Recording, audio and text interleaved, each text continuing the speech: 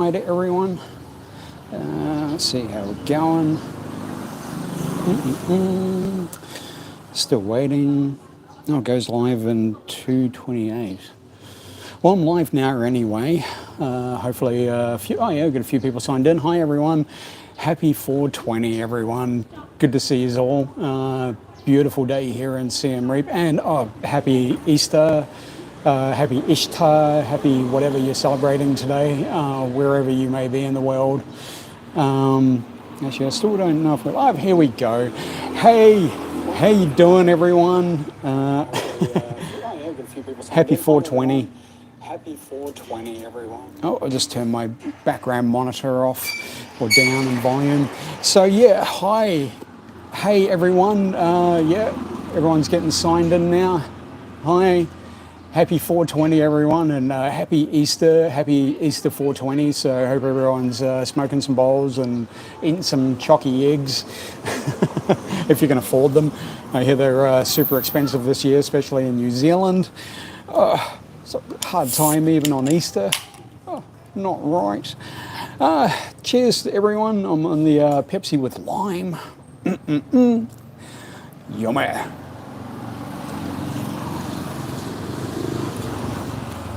So how are we all doing this afternoon, this evening, this morning, whatever time it is that you're tuning in at? Oh, hello. Here we go. Cave Clown. How you doing, mate? Good to have you here. Thanks for tuning into the Sunday Sesh. It's got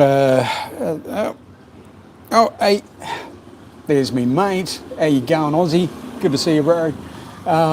Thanks for messaging. Thanks for being patient too. It's excited. I'm moving to a super chill place, big place. It's got an office space with a meditation yoga area. So yeah, it's going to be really good for me. Can't wait. Just one more week. Chalky. Yeah, I hear you. I haven't really eaten chalky in ages, especially since being here in Cambodia. Even though I tattooed a guy who has a chocolate shop and he uses cacao, so it's all vegan. I've been meaning to go to the factory. He's invited me. He's like, come and check out the factory sometime. Yeah, I definitely do it, just for some free samples at least. It's a warm one today. Surprise, surprise. It's we just had Khmer New Year here this week, and we actually got some rain. Yeah, it rained here finally in Siem Reap. Hasn't rained here in months, and we got rain 2 days of the Khmer New Year, which is similar to Songkran in Thailand. And there were a couple of decent downpours for 15, 20 minutes or so. So. It was good, They brung the rain with the water dance, the water fighting.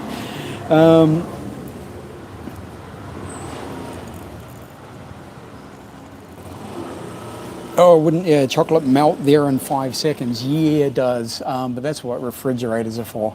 So I put everything in the refrigerator, even my Oreos. Got to have everything chilled here. I actually got given a piece of chocolate the other day that came out of the fridge, and so it was just melting as soon as it touched my hand. And I'm like, all right, it's got to go in my mouth really quick. I don't say that too often.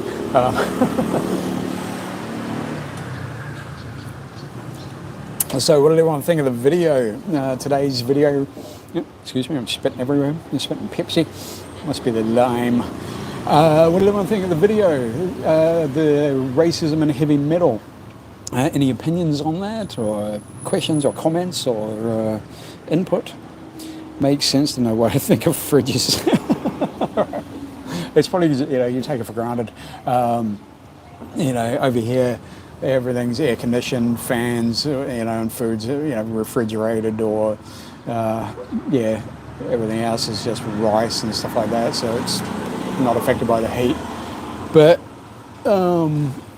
you really enjoy anything cold. Like I got this can of Pepsi out of the fridge, not even 5 minutes ago, and it's already starting to warm up. Just sitting outside for the last 7-8 minutes has done it. So yeah, that's what I'm looking forward to. Colombia. I'm actually thinking about skipping Ecuador altogether when I go over at the end of the year.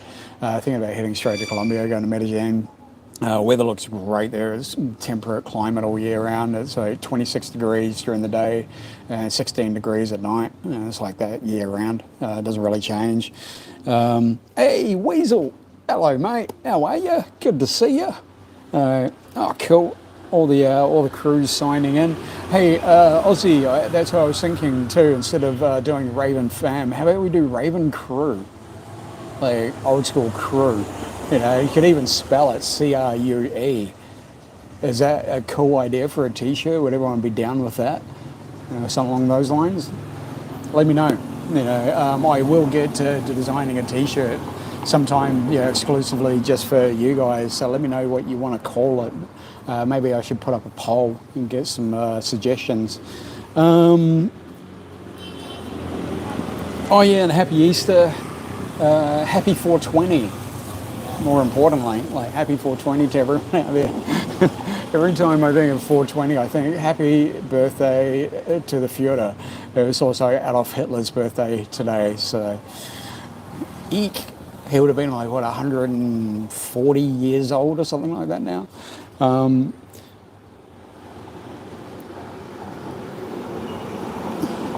Raven flock. Well, technically it's a murder of ravens. A collective of ravens is a murder, I'm pretty sure, because I know it's a murder of crows. So they're of the same genus, Corvus corax. There's a live streamer I watch who's in Pattaya right now, and he's been streaming that water festival. Man, they're overboard still in Pattaya a week later. Yeah, it's nuts. Songkran in Thailand is just insane. I've seen a couple of videos of it myself. And it's crazy because, by law over there, if you spray someone who's dry and they don't want to be sprayed, you can actually get arrested for that. And you see people just walking down the street and they're trying to go to work or whatever, and, next minute, they're like, no, and they're just getting water thrown on them. They're getting absolutely drenched.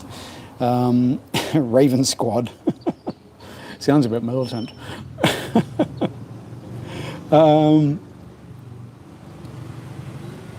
But yeah, I just I hid away. I didn't want to be a part of it. I was going to go check it out, but I came out here and it just looked chaotic as heck. I did go out a couple of times, went out to the supermarket and stuff like that, and I just held my phone in the hand and just kept on the other side of the road from where they were stationed up. There was a whole bunch of kids selling water guns, and they're also throwing water at people. But yeah, they just, they didn't throw water on me. I think they just, over here, they're a bit more polite about it. They only target people who have water pistols themselves or who are involved in it. If they've got the talcum powder on their face and they got a bit of water and they've got a water gun, it's fair game. So it looked a lot of fun though. I did check it out a fair bit. Oh, that was my emoji.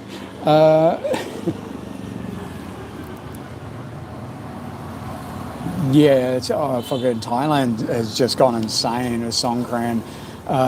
See some of the characters, like there's one dude with a gold, water blaster, and it was had this massive water tank attached to the magazine clip, and he's just walking around just nailing everyone.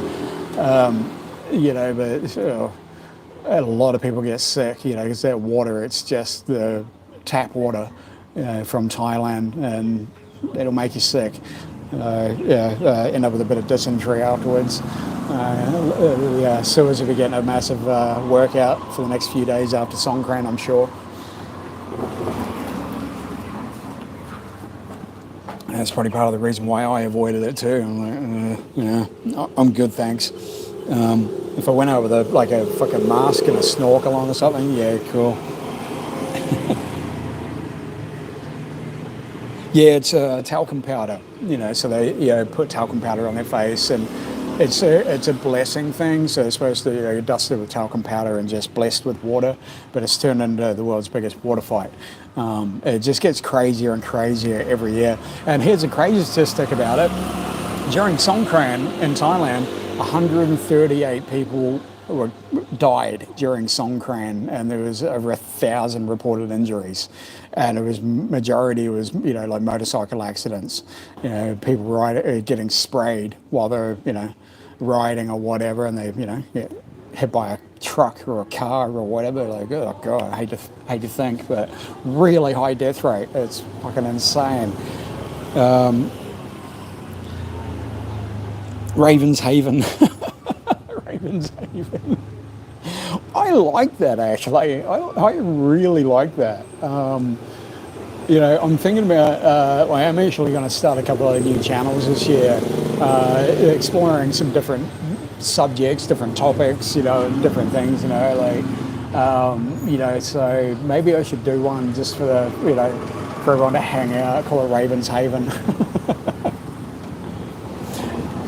Actually, I could call you all Ravenettes. Well, I guess that it could be for the ladies out there. Yeah, yeah, it could be like one of the 50s car clubs, like the Ghost Riders or the Phantoms or something like that. It could be the Ravens. Oh no, that's getting into pre-gang culture days. I don't want to go down that route. Familiar, it's me familiar.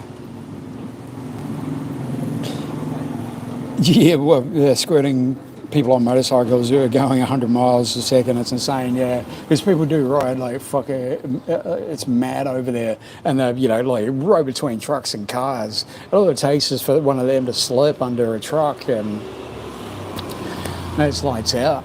So yeah, 138 deaths during Songkran in Thailand. Oh my gosh. Crazy statistic. So, when a little bit of water won't kill you. Yeah. Some kids hit me on the bike with a water balloon. It sucked. Oh, yeah, I could imagine. Like I got told, we closed the studio was closed for a few days just because no one wanted to come into the centre of town. The people that work here. They're like, no, we're not coming in. As soon as you get here, you're absolutely drenched, and you have to bring a change of clothing, and then it's the same going home. It's like, oh man, yeah. So, shop was shut for a few days. But yeah, so any thoughts on tonight's video? Anyone have any commentary on that one? I want to get some feedback from you.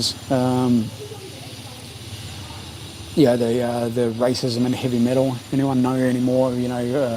Mainstream bands. Like someone mentioned, Forbidden. That people said Forbidden were a racist band, but that's I googled that and that was I couldn't find anything about that. So, and SOD, Stormtroopers of Death, because they did that Speak English or Die. But as Scott Ian said, he wrote and created, was a Sergeant D. It was just this like dumb, patriot American, and it's like, Speak English or Die. So it's all like telling the story of Sergeant D, and it's, showcasing the stupidity of all of that. So yeah, SOD weren't a racist band, and Scott Ian's actually Jewish, so definitely not a Nazi.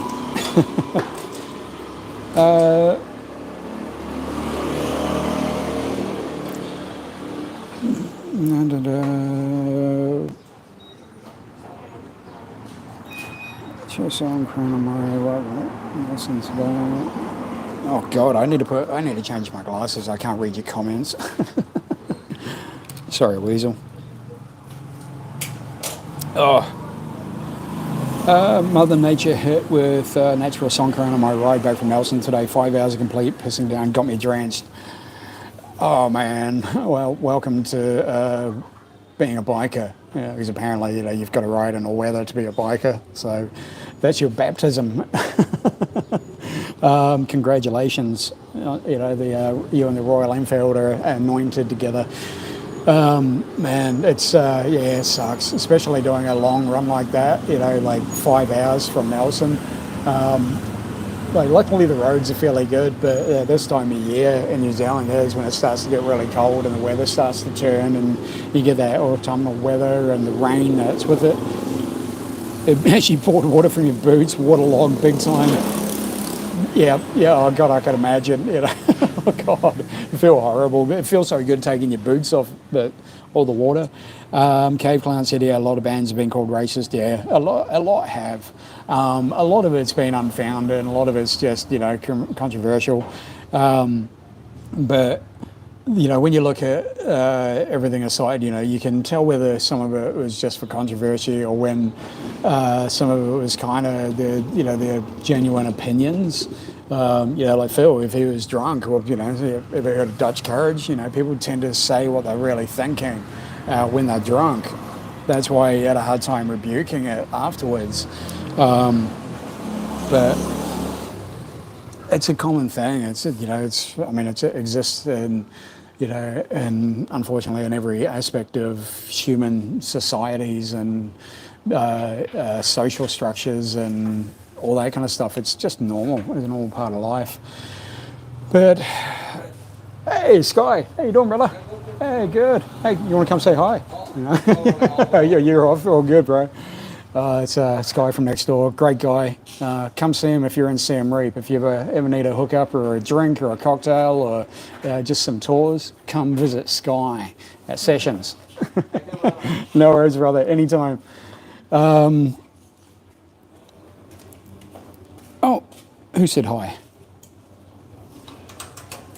Oh, hi, Michael. Sorry I didn't see you say hi there.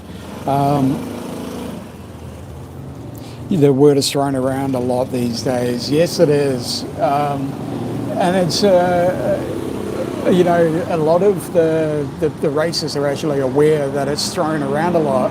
So they become a little bit more, a little bit smarter about what they say, especially in public, if they're being filmed or anything like that.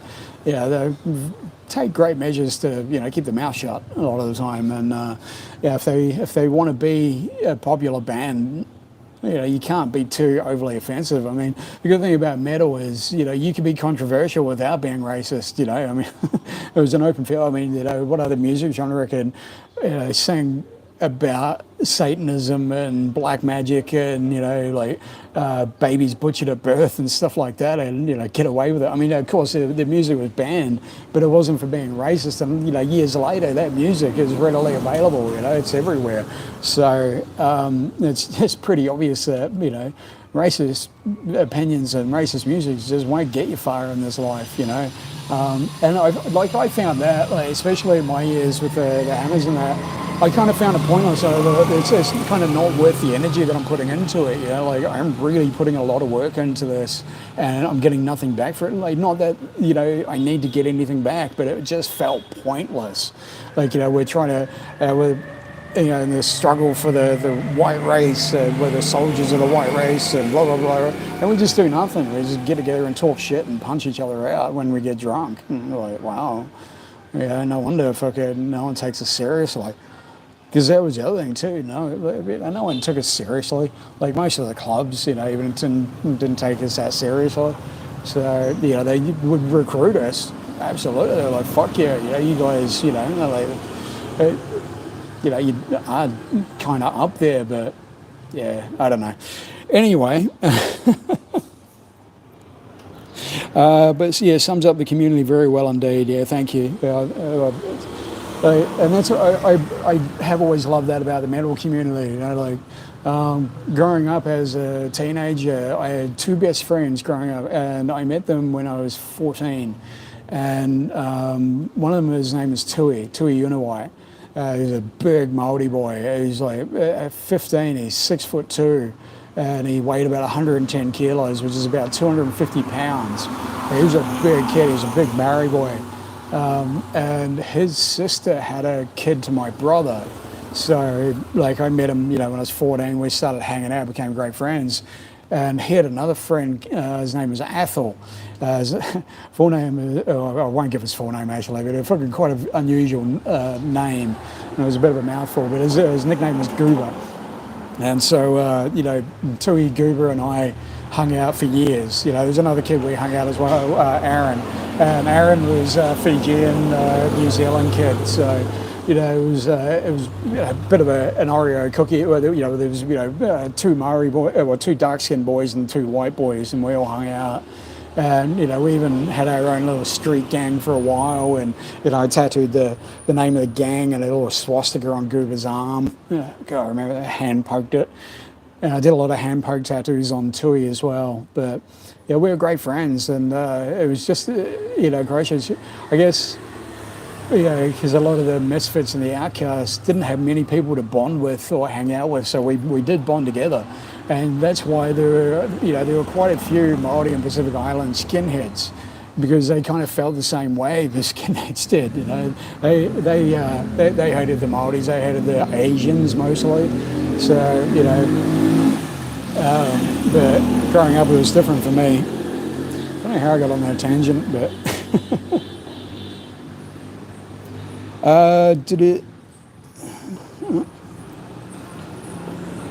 Did you find it strange with lots of punks and sharps listening to Screwdriver to this day? No, not at all. I get it. Like the music is edgy. It's got that classic punk, classic oi sound to it. They're recognisable songs. They became anthems. So, and it's a lot of it wasn't like overt. It wasn't strongly racist. It was just nationalistic, and there was a lot about British pride and stuff like that. So I guess it's the same as why a lot of them are like Fortress. Because Fortress, sung about the Anzac soldiers and about Australian nationalism and Australian pride and the Aussie diggers and stuff like that. So they weren't like an extreme white power band. They weren't NSBM or anything like that. And I guess that's why they have such a broader appeal. I got a lot of friends who are not racist at all, and they listen to Fortress and Screwdriver. And I always remember the hammer that I prospected under, he got quite a few tattoos done by Paul Braniff, who I worked for. And when he got tattooed, we all had iPods back in the day. We could all share music easily with just like cable connect. And so, no, actually, it was Paul actually had Screwdriver already on his iPod.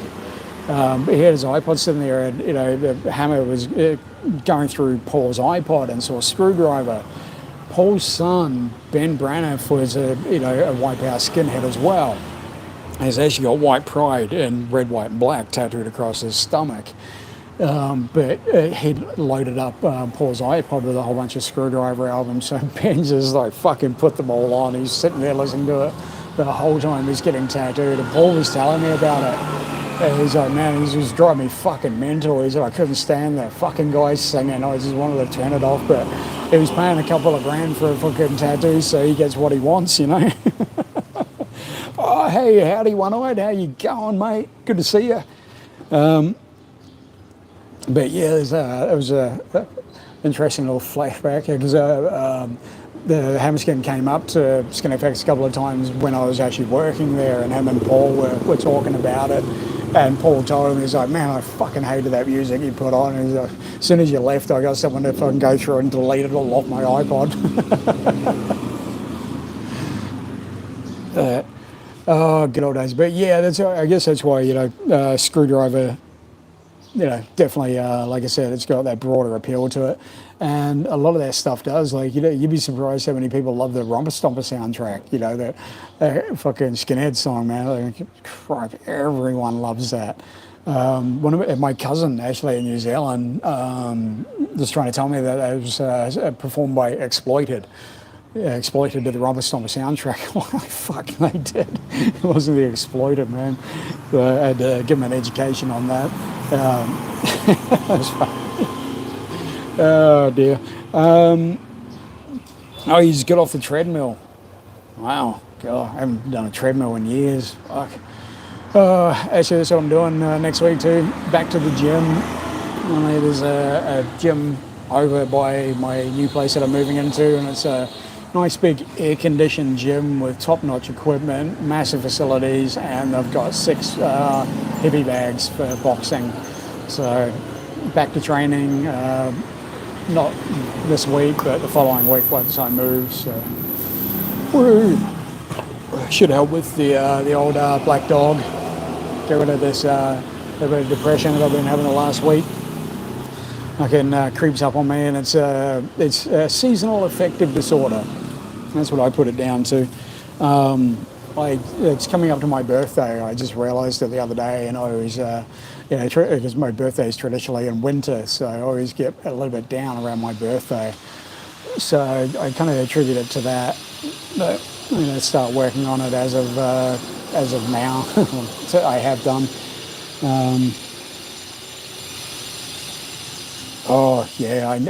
After training at a couple of the gyms here, when I want some air conditioning. I want a bit of luxury.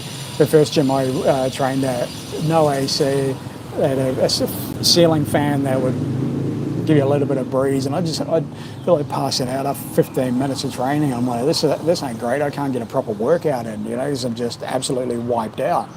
I'm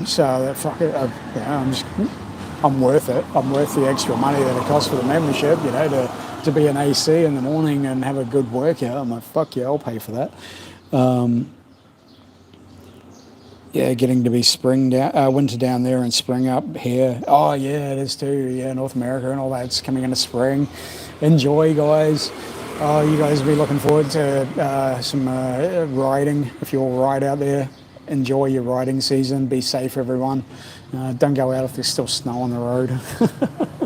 Don't risk it. Just wait. It's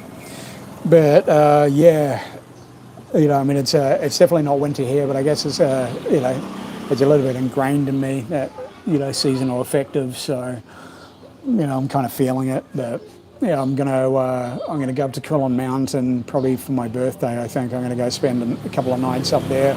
I got told about a campsite up there where you can rent tents and everything. They got like air mattresses and all that, and it's right by the river.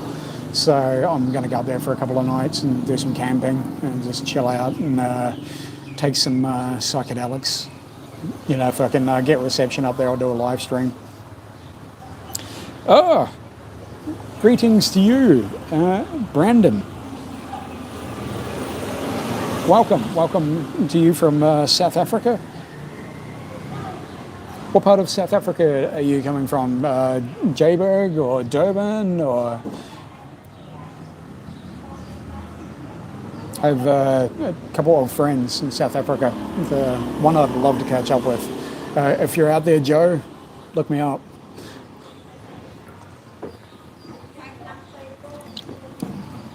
Johannesburg, nice. Yeah, she was from Johannesburg. Worked at one of the big. It was like a big what do you call it? Big shopping mall store kind of place. I can't remember what it was called. It was like, what do you call it? Tip my fucking tongue. Harrods. It was like a big variety multi. I don't know. Oh gosh, I tell you what. Pre-medicating. Good for some things, but not for my short-term memory. Or my memory recall at the moment. But this is, happy 420 everyone, if you all just joined in. So Sunday Sesh, happy 420. It's going to be probably my last sesh for a while on the green. I'm taking a break. I need a break for a while. I need to work on my meditation and my spirit and just have a bit of a clean out and get back to some good health. So I'm probably going to have the next month or two off. Still be doing Sunday Sesh, of course, but I'll be meditated instead of medicated. So, but I won't be giving up. Don't worry about that. So, hey Stanley, how are you, mate? Good to see you. Subject for the evening. Well, we've had a few already. We've talked about the metal videos, racism and metal. This is, I just said that's going to be my last medicated session for a while. I'm going to take a break from the medication for probably a month or two.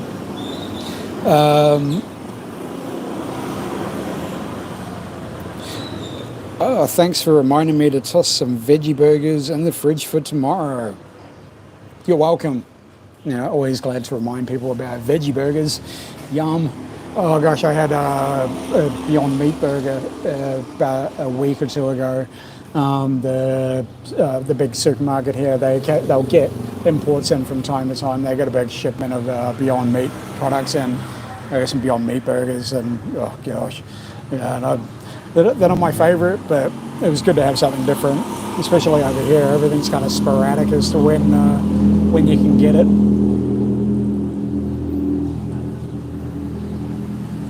Is the food good in Siem Reap? Yeah, it's great. It's phenomenal over here. I'm just going to go inside, guys. I'm starting to get a bit warm. I'm starting to feel a little bit overheated, so I'll take us inside so we can continue this chat for longer.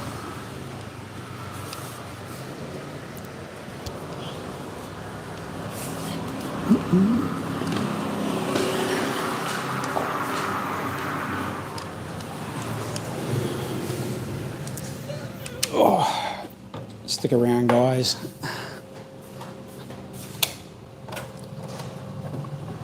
Ooh-wee, that's a warm one out today. It is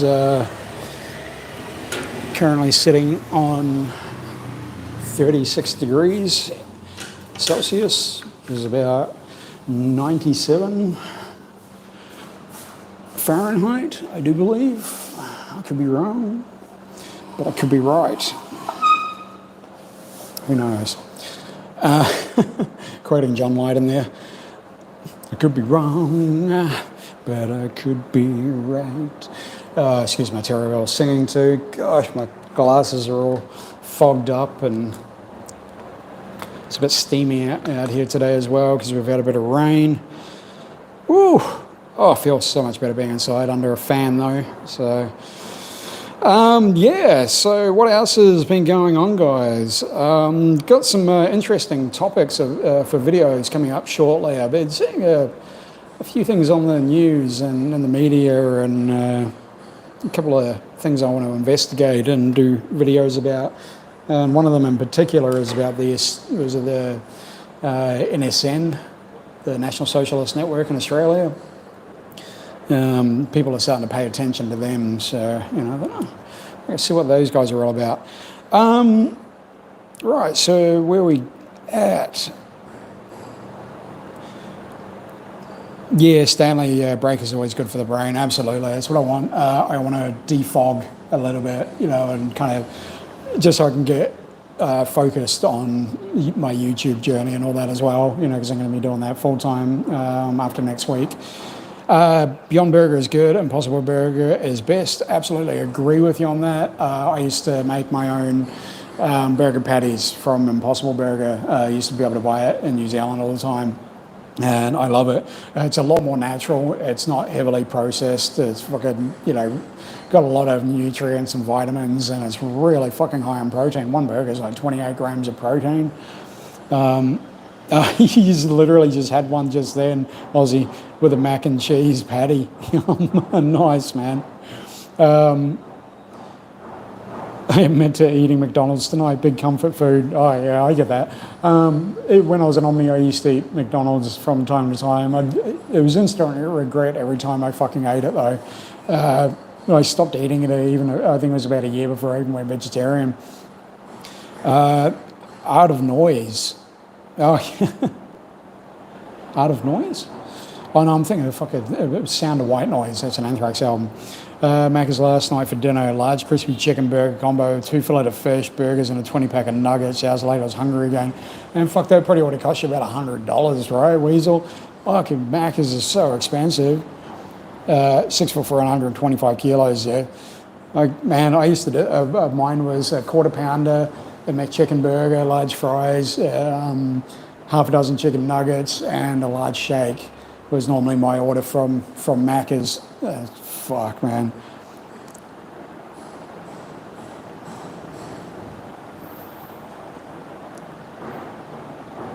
Oh, I'm misnaming the band the song I was singing.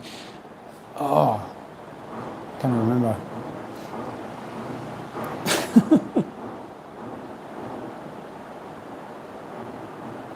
Oh, Cape Clan said, the Bound for Glory play in Australia. They're going strong, still in Japan. Bound for Glory in Japan? Really? I don't know. Oh, you mean they're popular in Japan? And I'm not sure they played for Australia, played in Australia. I'm not too sure about a lot of history of Bound for Glory. Like, I had their albums and that, I was aware of them, but not too sure about that. Someone else can probably answer that. Someone else in the comment section. Oh, the one with May the Road Rise of You. No, that's Public Image Limited. That's John Lydon. That's, I can't remember the name of the song. But it's Anger is an Energy song. Anger is an energy. $57 for all of that at Macca's. Holy shit. That's a lot. Actually, I shouldn't, excuse me, I shouldn't say holy shit on this day. Excuse me. Yeah, Public Image are amazing. I fucking fell in love with Public Image way back. Actually, they did a collab. It was Left Field with John Lydon. They did a song called Open Up. I don't know if anyone remembers that one. That's one of my all-time favourite songs, and Public Image Limited song Warrior is one of my top 10 favourite songs. Fucking love Public Image Limited. My old, my pops in Salt Lake City, he actually tattooed John Lydon.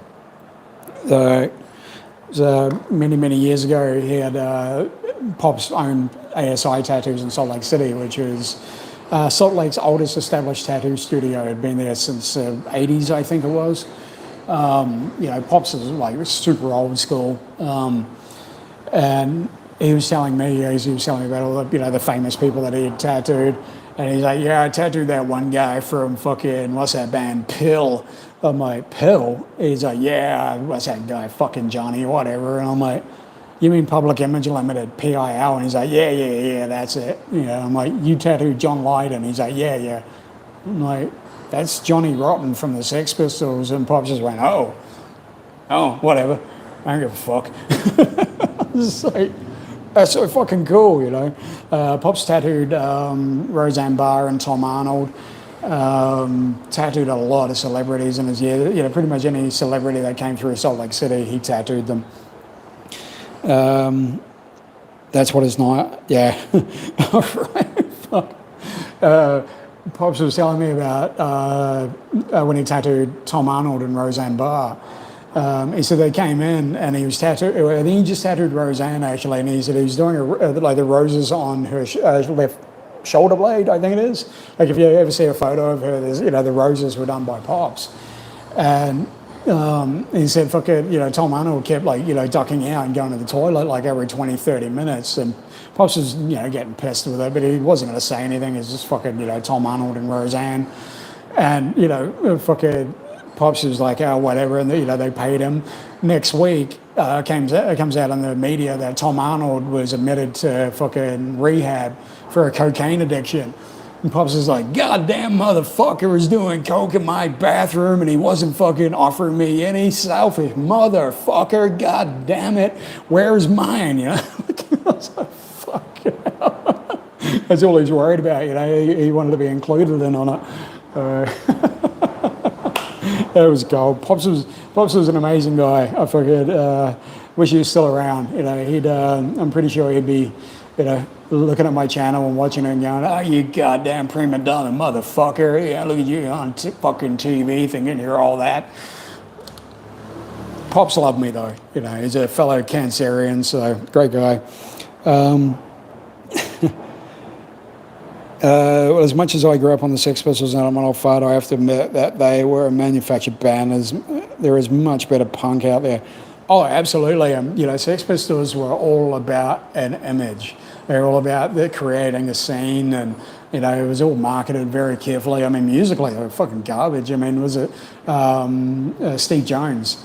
Was it Steve Jones or Paul Cook? I can't remember which one. The one who stole the music instrument. He used to go and fucking steal the band's vans afterwards, and he got invited to join the band, and he said, well, he figured, well, he might as well learn how to fucking play. He didn't even know how to play when he first joined the Sex Pistols. Hey, grandfather. I know that's a compliment in some cultures, but I'm not a grandfather, but thank you.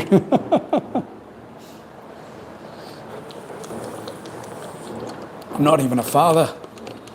I'm still a child myself, still a baby. Totally off track question, but what did you think of the Once Were Warriors movie? Was it Aussie? No, it wasn't Aussie made, it was New Zealand made. It's an absolute classic film. It's one of the strongest cultural films I think made, for, especially from New Zealand. It was really gritty, really honest, and they did an amazing job of adapting the book into the movie, because it's a book series written by Alan Duff, and the follow-up, I think the sequel is called What Becomes of the Broken Hearted, which unfortunately was made into a movie, but it's not that good. But yeah, Once Warriors, fantastic film, loved it, cried when I saw it, and I've watched it multiple times. I can quote a lot of that movie, as most Kiwis can, because I am from New Zealand originally. I'm born and raised, and so it was with Django Fett, with Jake the Moss, cooked the man some eggs. He went on to great stardom. Actually, so did what's his name, Cliff Curtis, who played Uncle Bully in Once Were Warriors. He was in many movies, including Training Day. So phenomenal actor, and Once Were Warriors it's brilliant. It's a brilliant film. It's unfortunate they kind of messed up the sequel, even though the sequel actually had my primary school teacher acting in it. Yeah, definitely get the books. Yeah, I highly recommend them. Alan Duff's an amazing author. He had a lot to do with the Once Were Warriors movie, but he didn't have a lot to do with the sequel. So the sequel, I think, was done by an American company. Fancy a drive with the kids. What's the time, Mr. Wolf? Yeah, what's the time, Mr. Wolf? What's the time? It was a New Zealand band called Herbs who did that song. Great New Zealand band who were also in the movie The Boyfriend from Hell. If you've ever seen that movie, the Cheech Marin movie where he goes to Australia and he ends up working at that Mexican restaurant. The band in there, the house band that is singing Mañana, Mañana, Mañana, that's actually Herbs from New Zealand. They're all Māori. They're not Mexicans. Interesting little bit of side trivia there for you from New Zealand. Hot shot. What's that mean? Well, a hot shot generally in drug terms is a hot shot.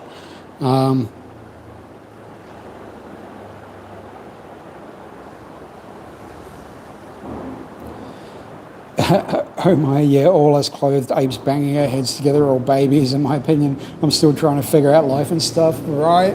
Especially, because I became a Buddhist, I got told that I've got like 500 lifetimes to figure this out. So I could be in my teens, so I'm just fucking living it up and just making most of every moment as it comes. And, I've got planned to have as many as I can for as long as I can, until I kind of figure it out.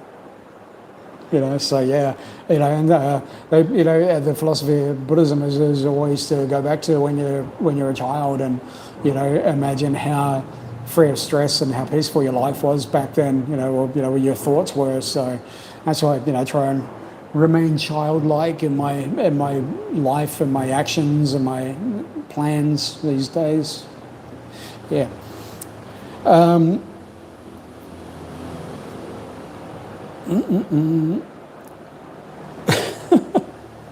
Oh, it sounds like a terms of service violation thing.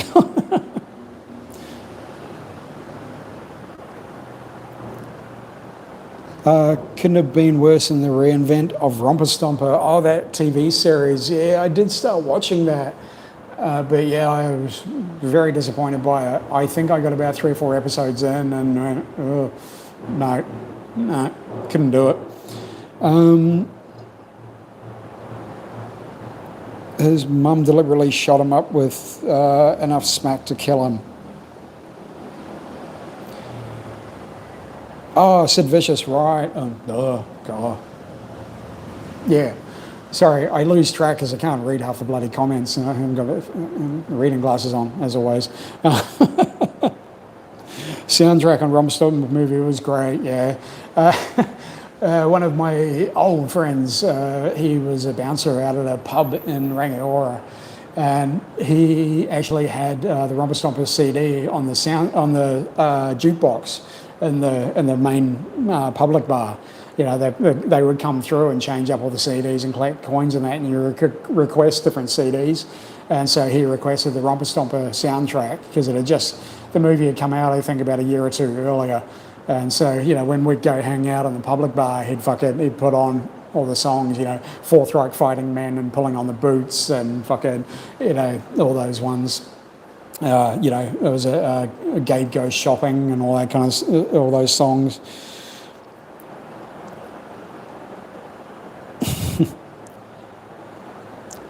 I have to say, with all respect, American prisons are terrible, so it makes sense to move a mom to next the offspring to keep him from going to prison. Oh, heck yeah, you know. You know, I have actually kind of experienced a couple of American prisons. I guess I was in an immigration detention center for 2 weeks in El Paso, Texas. That was really interesting. And I was in detention. I was kept in cells at LAX and fucking Fort Lauderdale airports as well, being denied entry. And the first time was when I was deported. I was put in immigration detention center in El Paso.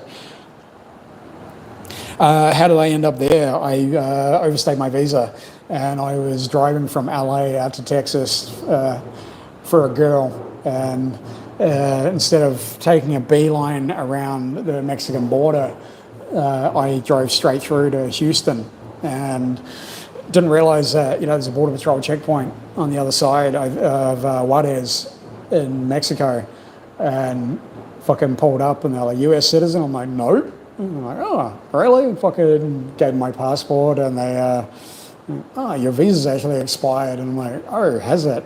Oops. I was actually heading to Miami. I was going to do another tattoo convention, then I was going to head back out to Europe. I was going to go to London and go hang out there for a while. I actually did a video about my failed border runs. I tried to do a border run earlier to renew my visa, but it kind of failed. Like, the car blew up, and I ended up doing a whole bunch of cocaine on the side of the road and ended up in Vegas and shit. But yeah, long story short, I got arrested for overstaying my visa, and I got locked up for 2 weeks in the detention center. I could have been there for anywhere up to 5 months. That's what they told me when I first went in there. Thankfully, I had a girlfriend at the time who was very annoying, and she constantly called my case officer, you know, trying to get it all sorted for me. And I remember his note to me when he sent me a note saying, you know, you're going to arrive in Auckland on this date at this time. Please tell your fiance to stop calling me now. I was like, nice.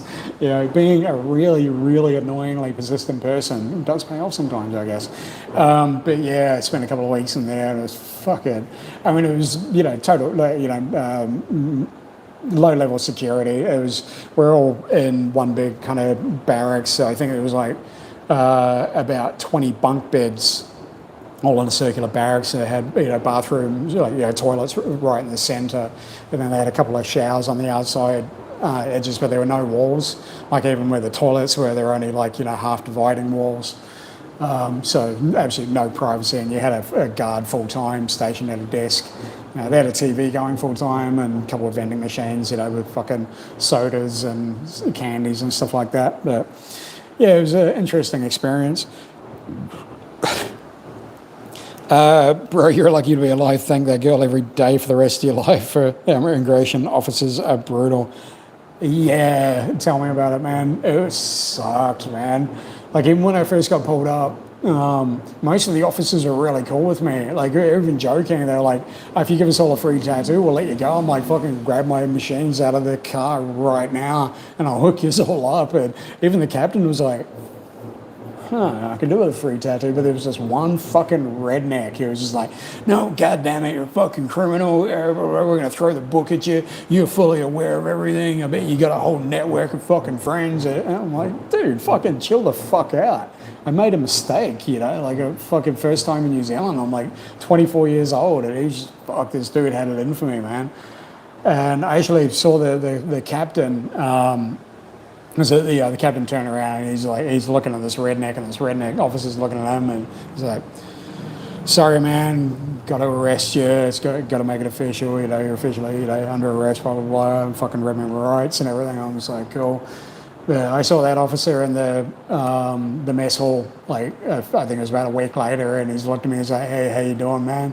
And he called me by my last name. And I'm like, "How do you think I'm doing?" He's like, "Sorry, man." I'm like, "That's cool. That's what it is, So yeah, I got a free flight back to New Zealand, which really sucked because I'd actually gone there from Australia.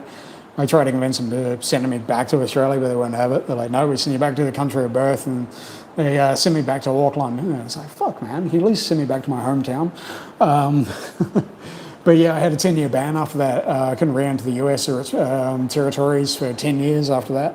But then I went and got approved for a tourist visa, and continued to go back for about 3.5 years after that. On and off over about a 10-year period. I go back for like a few months at a time, go hang out with my friends and chill out and go explore around and do a little bit of tattooing here and there. And I bought myself a motorbike on one trip and rode around America. And unfortunately, I got denied entry my last trip because I had the wrong type of visa for entry into the US. Apparently, that some things had changed. I wasn't arrested, wasn't any charges, just refused entry, and sent on a plane. But they said it is mandatory. You get a 5-year ban, but after 5 years, just apply for another visa and come back. And I'm like, you know what? No. Especially not in the current state that the US is. I am definitely not fucking coming back. When I used to come back every time to the United States, I used to get flagged, and it was always for secondary interviews, and that was a normal part of me traveling to the US, and I get used to it. A lot of the time they just wouldn't even bother, but now, holy shit, man, I would get ass raped. I would probably get sent to fucking El Salvador, actually I would guarantee it. Oh, hey, Eddie, how are you, mate? Just a quick hello, having dinner with my daughter, so I'll watch the stream later. I will. Thank you, Eddie, and thanks for dropping in, man. Have a great evening. Much love to you and your family. Have a great dinner, bro. Thanks, and oi. Peace out, bro. You guys are awesome. So you guys have been great for my mental health, I tell you. Like I said, I was in a bit of a slump this week. I put up a post and saw you guys are really fucking genuine about especially your issues with depression. And it's good to have so many people out there dealing with what we're all dealing with. We're dealing with depression, mental health issues, and it's a great thing to have a little bit of a community going here where we can all support each other. And I definitely feel the love, and I really appreciate it, guys. So thank you from the bottom of my heart. So maybe lower. Is it lower than the heart and the cockle area, or maybe the subcockle area? Quoting Dennis Leary badly. Don't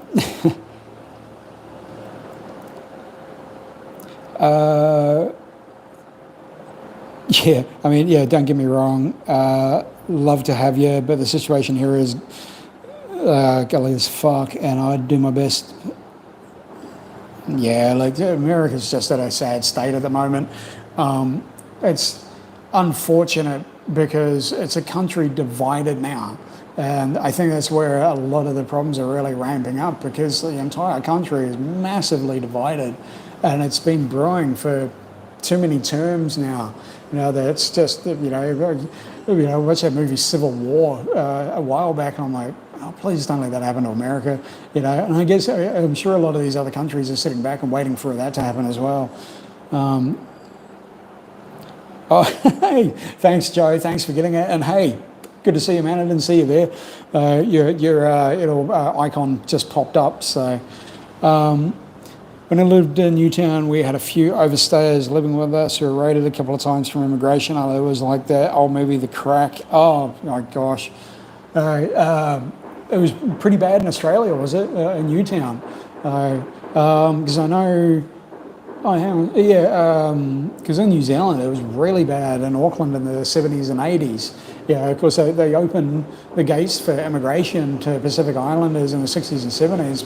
But then when a lot of them overstayed, they did all their dawn raids on them, and they were brutal. The government, I'm pretty sure, apologised for it just recently, if I'm not mistaken. Want to have a political stream, let me know from here. I'm likely over a line talking of politics. I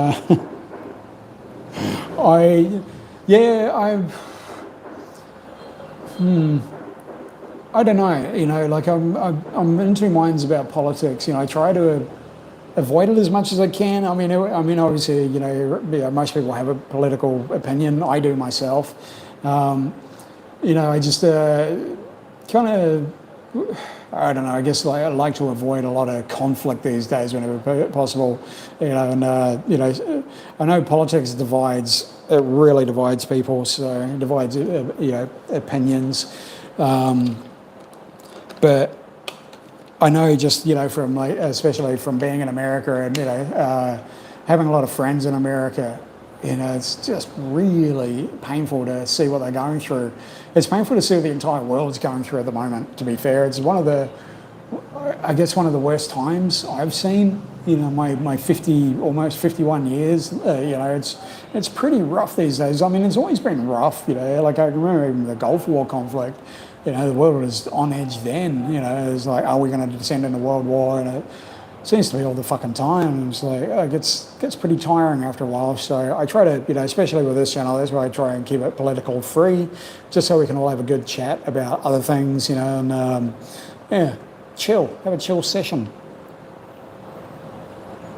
But blurry lines between politics and social commentary, yeah, I know it's a hard one.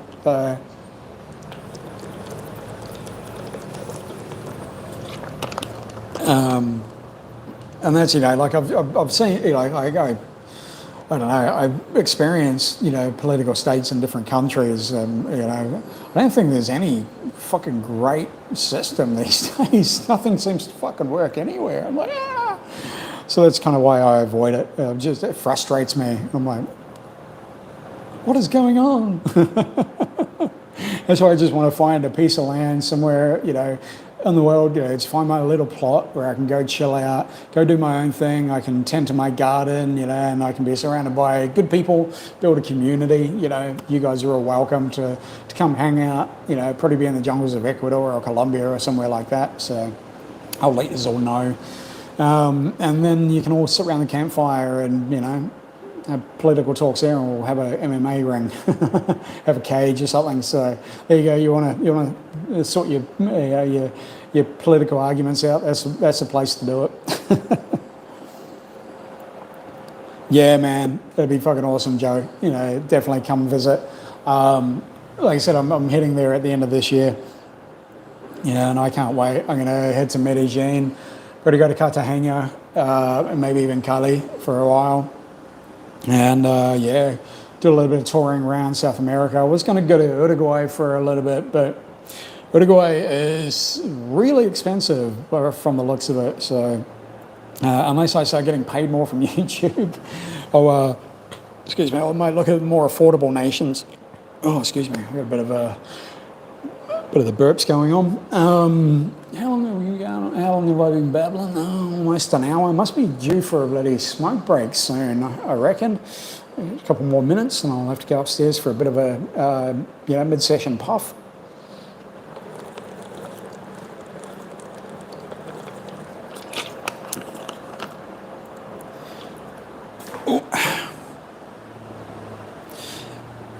From here on out, all debates shall be resolved with MMA fights, and for the rest, pie fights. Yeah, I'm down with that. Absolutely. Yeah, pie fights. As long as they're vegan pies. So there's the kicker, though, guys. You know, my the property in South America is going to be all vegan, but you'll be treated to some amazing vegan food. I'll be doing the majority of the cooking, and it'll be all your majority homemade, organic. You know, it'll be all from the gardens. So you know, it'll be a great treat. I'll you know, show you the world of some good, decent vegan eats, vegan pies. Vegan pie fight. Yep. There's some really good, like New Zealand, there's actually really good vegan pies. I don't give a fuck what anyone says. Here's some controversy. Kiwi pies are the best in the world. Way better than the Aussie pies. Aussies are terrible at pies. You got no clue. Sorry. But even the Z service stations have fucking amazing. They have the Hub vegan pies, and you get is it a mushroom and cheese vegan pie. They have a korma. I think they have about 6 different flavors. But the Hub sausage rolls that you get from the Z stations are so fucking good. Yeah, it's controversial. Yeah, that's the Aussie and the Kiwi. You know, love for each other. You know. Like, it's been going on for centuries, and it'll continue forever. Shots fired to the Aussies. Oh yeah, definitely. You know, wait till you get started on pavlova and Vegemite and Marmite and jandals and stuff like that. And sorry, but yeah, you can have fucking Russell Crowe. Even split ends, you know, they say, or you know, crowded house. They're all Aussies. It's fucking New Zealand band. Split ends is ENZ. So yeah, see, yeah, Joe's with me. Bro, where am I from? So funny. I am from New Zealand, from Christchurch originally. Well, I was born in Mosgiel in the beautiful South Island, New Zealand, but I lived in Christchurch for most of my life until I was about 24. Then I travelled the world for about 20 odd years, and currently in Cambodia. So, but yeah, so, Joe's with me about how to dispute. New Zealand does a better with pies. Yeah, we absolutely do. You know, the Aussie pies, the pastry's just either too thick or it's, you know, too flaky. So, you know, before I was a vegan, yeah, every Omni pie, you know, I like if you go to Feely Pie Shop just outside of Christchurch, well, no, it's a Feely, Sheffield Pie Shop in North Canterbury. Fucking best pies. Oh my god, like, you know, big thick pies, big chunks of meat, you know, like real cheese. Oh man, because steak and cheese pies were my favourites. They were my go-to, and I love a good sausage roll, like beef rolls or sausage rolls. But it had to be decent quality, you know, like mince and sausage meat. So there you go. This back to my non-vegan days. Mad Max. Yeah, Mad Max is awesome. That's purely Aussie, that film. I'll give it that. No cooking without me involved. All right, you're on one-eyed. Definitely, I'll cook with you for sure. I've actually got, you know, I've been planning this, you know, kind of retreat in Ecuador for a good 7 or 8 years now. And I've got it designed for a big communal fire pit so we can actually, you know, cook, you know, set up with, you know, hot plates and grills that swing out into the fire and stuff like that. So, you know, we can come together as a community every night and, you know, make one big meal, and we sit and we cook and we eat and do it the way they do in, you know, in most South American countries. So that'd be fucking amazing to have everyone there and just, you know, sharing the cooking. Nicole Kidman is a Kiwi, isn't she? I don't think so, no. I think she's Australian. She may be a Kiwi. Someone, you know, might have to Google that and correct me. But there's a lot of famous Kiwis, you know, and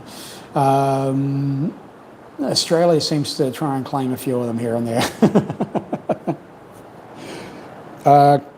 Cooking with Spanish rice without the bacon, replacing the beef tomorrow. Nice. I love doing like risottos and stuff like that. And yeah, a lot of Latino foods, a lot of Spanish meals and stuff like that. So we're going to get on fine. we'll do a lot of cooking together. I love empanadas and stuff like that at Airpas. Really good, especially because in a lot of places in South America you can get arepas and empanadas vegan. Pretty much everywhere throughout South America, Latin America. Bringing back memories of a friend from Venezuela, and Venezuela is actually a place I wouldn't mind checking out too. But there are a lot of struggles there at the moment. It's also one of the reasons why I'm thinking about avoiding Ecuador this time. They're politically, well, it's still a very unsafe country at the moment. They're still having dramas with the cartels there. And I want to go to Yampe, which is right on the coast, and there's a lot of shit going down on the coast. A lot of people are getting killed or kidnapped, and so I'll go to Colombia instead. Apparently Colombia's a lot safer.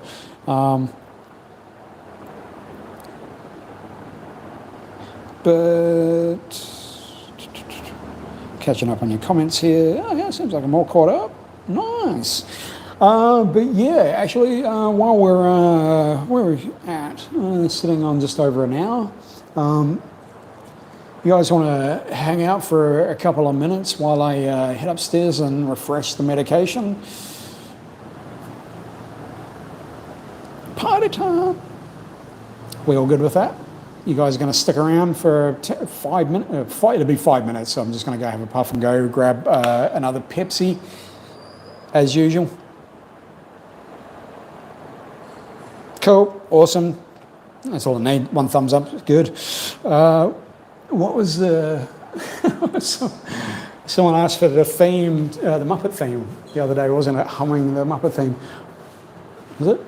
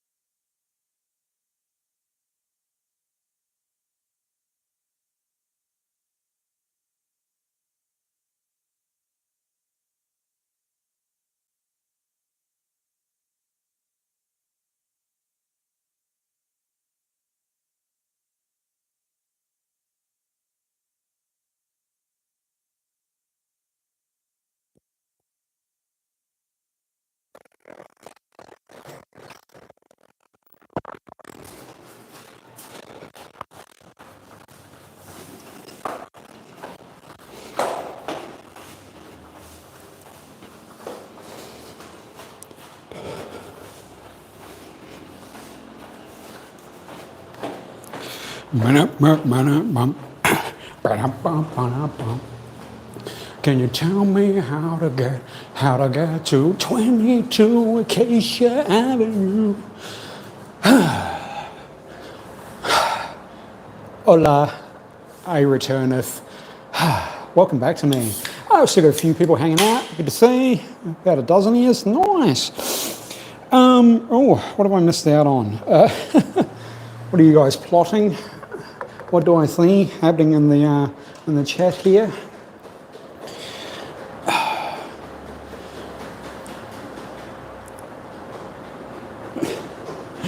Likely to grab a bowl of cereal. Nice. Yeah, enjoy the mellow ball sessions. Yeah. Oh, yeah, man. Dad used to send me that when he washed my hair in the sink. That's so cool. What a cool memory. What can we get Brad for his forthcoming birthday? I assume he would just like us to be here with him.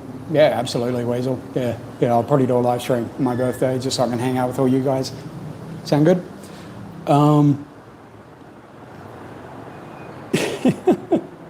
Yeah, the birthday things. Yeah, I celebrated my 50th birthday last year completely alone by myself, and I really enjoyed it.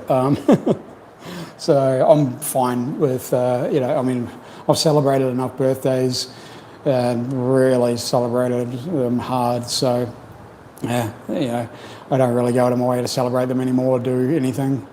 Present-wise, no point. I travel, so, physical gifts, not a good suggestion at all.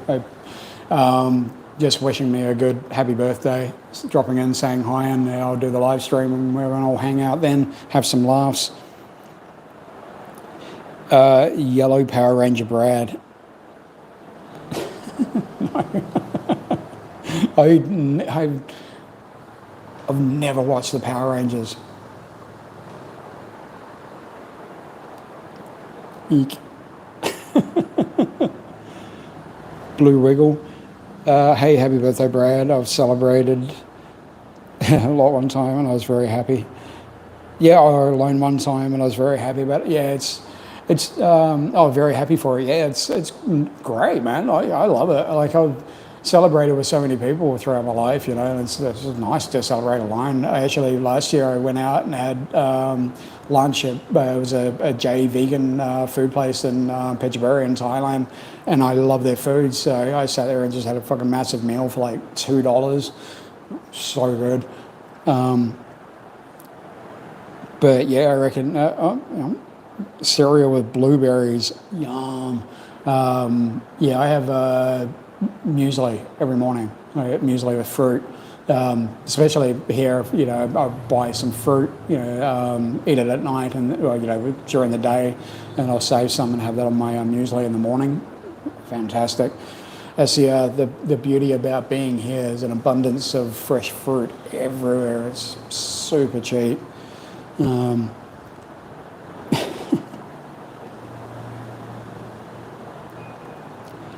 Blue Wiggle. A blue wiggle sounds like an ecstasy, a green Mitzi or yellow doves and white doves and all that kind of stuff. Those are the blue Smurfs. And oh yeah, cheers to everyone out there. Happy 420, happy Easter, happy whatever.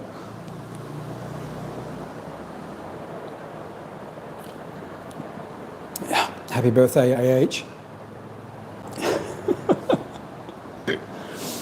Sorry, I shouldn't antagonise like that. I want to wish him a happy birthday. Food talk makes me hungry. Sorry. So that's the problem with these Sunday Sesh. For so many of us that are having a sesh, we'll get the munchies. We'll start talking about food and all our favourite foods, and oh gosh. Every time I get off these, live streams, first thing I do is go upstairs and eat something. I've got a pack of Takis sitting upstairs with my name on it. I'll demolish them after I get off the live stream with you guys. Love me some Takis.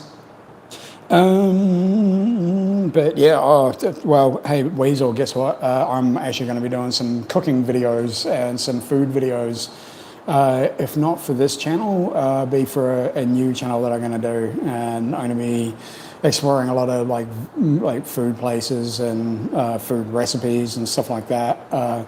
The place I'm moving into has got a really amazing kitchen, really open with some massive benches and stuff like that. So coming at you soon. It'll be vegan cooking for ex-neo-Nazi skinhead gang member bikers, whatever, metalheads, hooligan freaks, and the whole collective of everyone out there, all the good peoples, all the good peoples that have found their way to Raven Haven.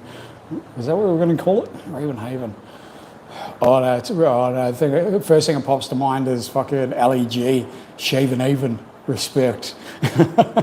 They only, pull it down trousers, Queen Elizabeth, Shaven Haven, respect. Of course, my mind goes to that first. Hey Brad, was I ever a Cypress Hill fan? I have one of my designs on my Redbubble is Hits from the Bong. So yeah, Black Sunday. Yeah, I love Temples of Boom. I fucking love both those albums. Yeah, so definitely a Cypress Hill fan. I liked all the mainstream, well-known gangster rap. Cypress Hill, Ice Cube. I really liked. I love the Predator album. But yeah, I did the original sketch for that Hits from the Bong design.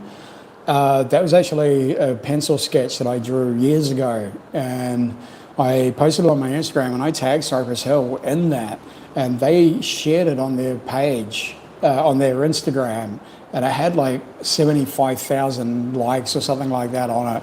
And Arsenio Hall actually commented on the fucking on the picture, because it was a photo of the drawing and my bong sitting next to it, and my bong was fucking filthy. And Arsenio Hall said they can create self-cleaning ovens, but they can't create self-cleaning bongs. So nice. And pretty much every comment on it was like, man, clean that fucking bong. I was like, oh, fuck you, it's my bong. If I want to destroy my lungs with all the build up, that's my problem. Sendog, yeah, he was awesome. How you're referring to the Sendog, because I don't know. I know DJ Muggs and Sendog.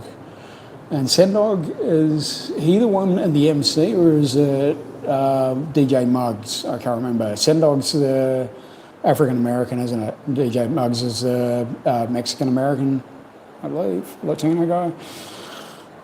God, my memory's so shit at the moment. Oh, it's fucking weed. It's memory weed. Oh, temples, what? Temples there in Cambodia look like the temples of Boom. Oh, yep. Raven Haven kind of sounds like a soapy. Doesn't it? How do you like a soap opera TV show, or do you mean like a soapy massage? Food content is a great idea, Brad. Oh, thanks, Joe. Cool. I'm definitely going to be doing that soon. I'm looking forward to going full-time next week.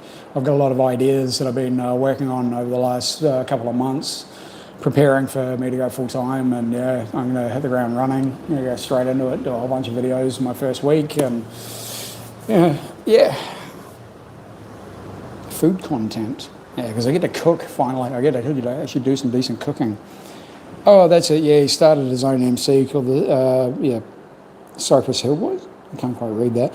I did see that. I saw a video on YouTube. And was it Ride? Was it actually Ride from with Norman Reedus? Did he do a clip with him? Can't quite remember. Again, fucking. This green fog in my memory, gosh. My memory is normally pretty good, so it's going to be interesting to see what sessions are like in the upcoming weeks when I'm hopefully not smoking. Definitely try and stick to it.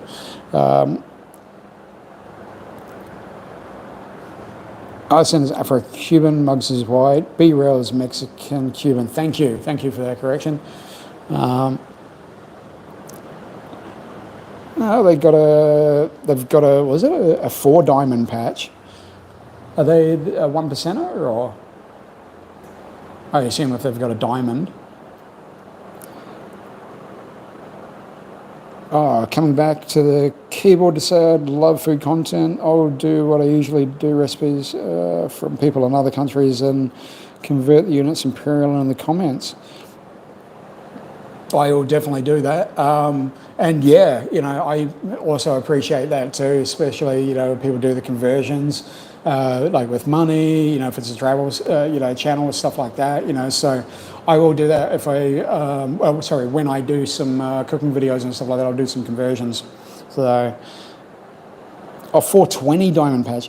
I've got this fucking sidebar. Let me get, oh God. I've been sitting here looking at this emoji sidebar on my chat panel for the whole fucking time and not been able to read your full comments and can't understand why. Okay. Weed, man.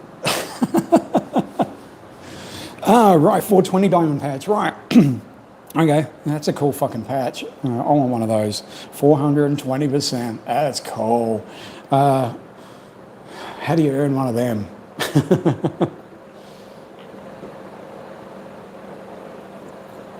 Maybe when we figure out the name of this, Murder Haven Raven Family Crew, whatever, once we figure out the name of that, we'll have some patches made up with 420%.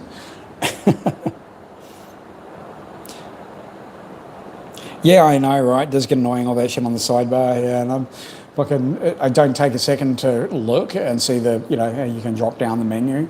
And it's like, duh, could have done that an hour and 20 odd minutes ago. Actually, well, I think I've done pretty well keeping up some of most of your comments.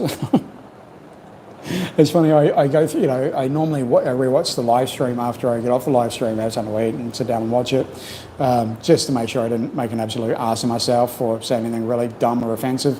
Something occasionally I do. But,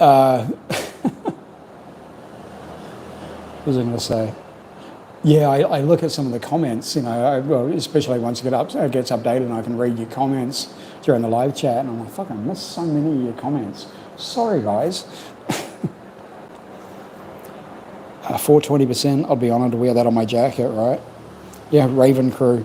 Yeah, I do kind of like the Raven Crew thing. It's kind of simple, but I know, we'll see. I'll do a poll next week and see if actually anybody, wants T-shirts and stuff like that. And if there's enough demand for it, yeah, I'll definitely do something up. I'll create a couple of designs, and everyone can vote on them as well. That'll be fun. Excuse I. That can be our salute. 2 burps. Right, so food content's on the agenda for the years, for this year. Right, demand for a Raven Crew T-shirt and some 420% patches. I will even think about doing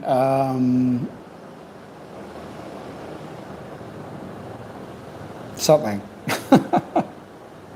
Yeah, I'll do a couple of patches, maybe a badge and, a T-shirt or something like that. I am going to set up my store on my YouTube channel soon, so everyone can just buy directly through YouTube if they want. Make it much easier, and it'll be exclusive just for subscribers, and there'll be some that will be members only as well. So members only T-shirts. Ooh, that's getting into real crew kind of stuff in it. Soon we'll have diamonds and side rockers, and here we go. Be a social motorcycle club in no time, with no one that actually rides. Oh, that's an MC, isn't it? I had actually had a few ideas of what would make a cool Raven, whatever we're going to be called, shirt or whatever. I'll DM you on Insta, bro. Yeah, sweet. That'd be cool. Thank you. Definitely open to all ideas and suggestions. I kind of work best that way. I've worked under instruction for the last 33 years as a tattooist. Like, you tell me what you want, and I'll give you my adaptation and version of it. So yeah, send all your ideas through to me, bro. It goes for anyone. Anyone is interested in having a custom design, like a custom logo designed or anything like that, or some custom script or artwork or anything like that, hit me up. I am available for commission on different artwork and stuff like that. So if you need something designed for your club or your family or just for fun, let me know. Really good rates. Just buy me a Pepsi.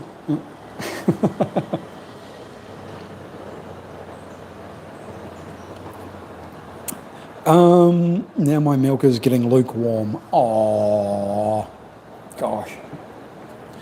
Warm milk, yeah. Actually, I have oat milk most nights, and yeah, when it goes warm pretty quickly here. So it's not the best.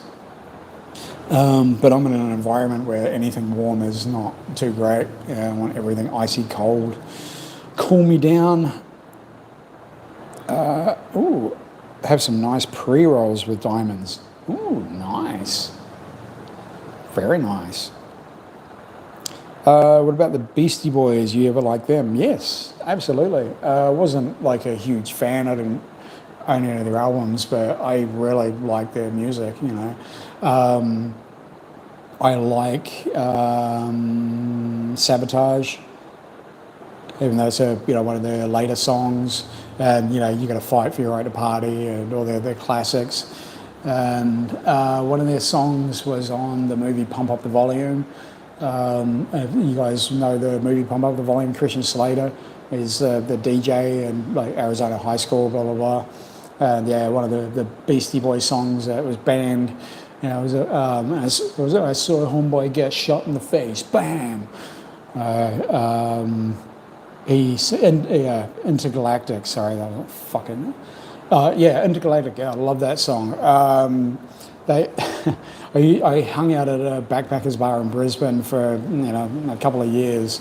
It was a great kind of place to meet people, and they used to play Intergalactic all the time. It was on the regular set list. It was always there like 5 nights a week, and you'd hear the same fucking playlist every night. Have I stayed in Spain? No, not yet. Almost did. I was supposed to head to Barcelona and Ibiza in 2001, I think it was. Was it 2002, somewhere there, I don't know. But yeah, I am going to go visit Spain this time around. After South America, I might do that for about a year, then I'll head to Spain, and I want to go to Portugal and a couple of other places. I really, really want to see the Costa del Sol and Costa del Mar and all those places. No Sleep Till Brooklyn. Yeah, I love that song. No Sleep Till. Dun, dun, dun. Cave Clown said, just be sure you get quality swag, nothing worse than cheap merch. Yeah, I agree. I'm going to be using a company called Fourth Wall. They use Gildan Heavyweight, which I've used for years. I think they may also offer Fruit of the Loom, which is another really good brand. So I've done, I had a couple of t-shirt companies over the years, different things. Had a t-shirt company back in the day called Hatred Clothing. That was a real winner. It cost me thousands. Printed, I think it was 55 t-shirts, and they're all this weirdly sized Chinese fucking t-shirts. A medium was about the size of an XL. So by the time we got up to an XL, it was like a fucking 4XL. These shirts are massive. I couldn't sell them. But I have like 4 designs, and they're all kind of like hateful designs. Brad's going to Benidorm. No, I'm not. No, fuck that. No, I want to avoid the Brits. Stay away from Benidorm. Oh gosh, I have a friend in Spain. Miss him. Not the same online. Yeah, never is.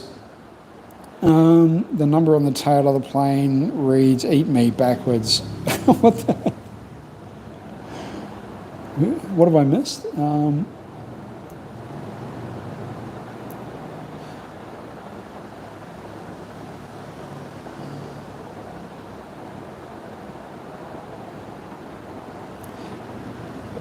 Beastie Boys with the Sex Pistols rap, totally manufactured.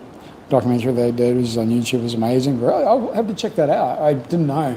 Like, I'm not really familiar with a lot of their history or, what they're about or anything. I knew that, like a Jewish rap group from New York. That's about the extent of it. So, I'll take a look at that. It'd be interesting. I do like those, kind of behind the scenes of, what they're really like. Ooh. Do I still listen to RAC music regularly? No, I don't. I have, I think, a couple of Ravenous songs on one of my regular playlists and a couple of NS hardcore songs on the same playlist. That's it. That's the extent of it. I don't go out of my way to listen to any new, old RAC or Oi. Or I can listen to some Oi, but definitely not RAC. Beastie Boys album with the airplane tail on it. Oh, right. Oh, I wasn't aware of it. I don't know the albums. Like I said, I wasn't a huge fan of them. Didn't go out of my way to listen to them. I was never really a rap fan and hip hop fan until much later in life. Like I listened to a few of the classic songs because there was a TV channel in Christchurch called Cry TV that I've mentioned a few times, and they played a lot of the rap. Like they played all the Ice Cube classics. So, Today Was a Good Day and fucking Wicked and all those ones from Predator. And they played a lot of Cypress Hill and stuff like that. So that was about my exposure to rap. And I had like Black Sunday and Predator, and that was, and I listened to a bit of other stuff here and there.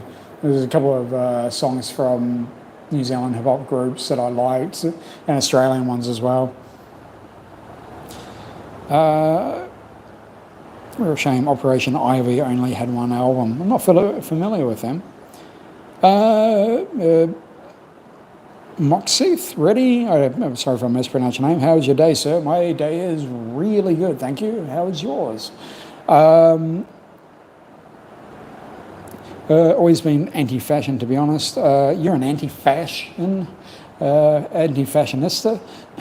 Kmart clothes just fine for me. Amen, brother. I'm with you on that. And that shit lasts. I'm wearing a pair of fucking Kmart shorts that I bought 7 years ago. I bought they're like $10. Fucking best $10 I've seen. I have Kmart pants. Another good one was Mountain Warehouse. I bought 2 pairs of pants from them like 7-8 years ago, and I've got them here with me now. I still wear them all the time. Heard of Gangrene? I have heard of them, but I couldn't even tell you what they are, whether a band or a rap group or whatever. What do I do for a living? As little as possible. Is this you want to get to know me personally?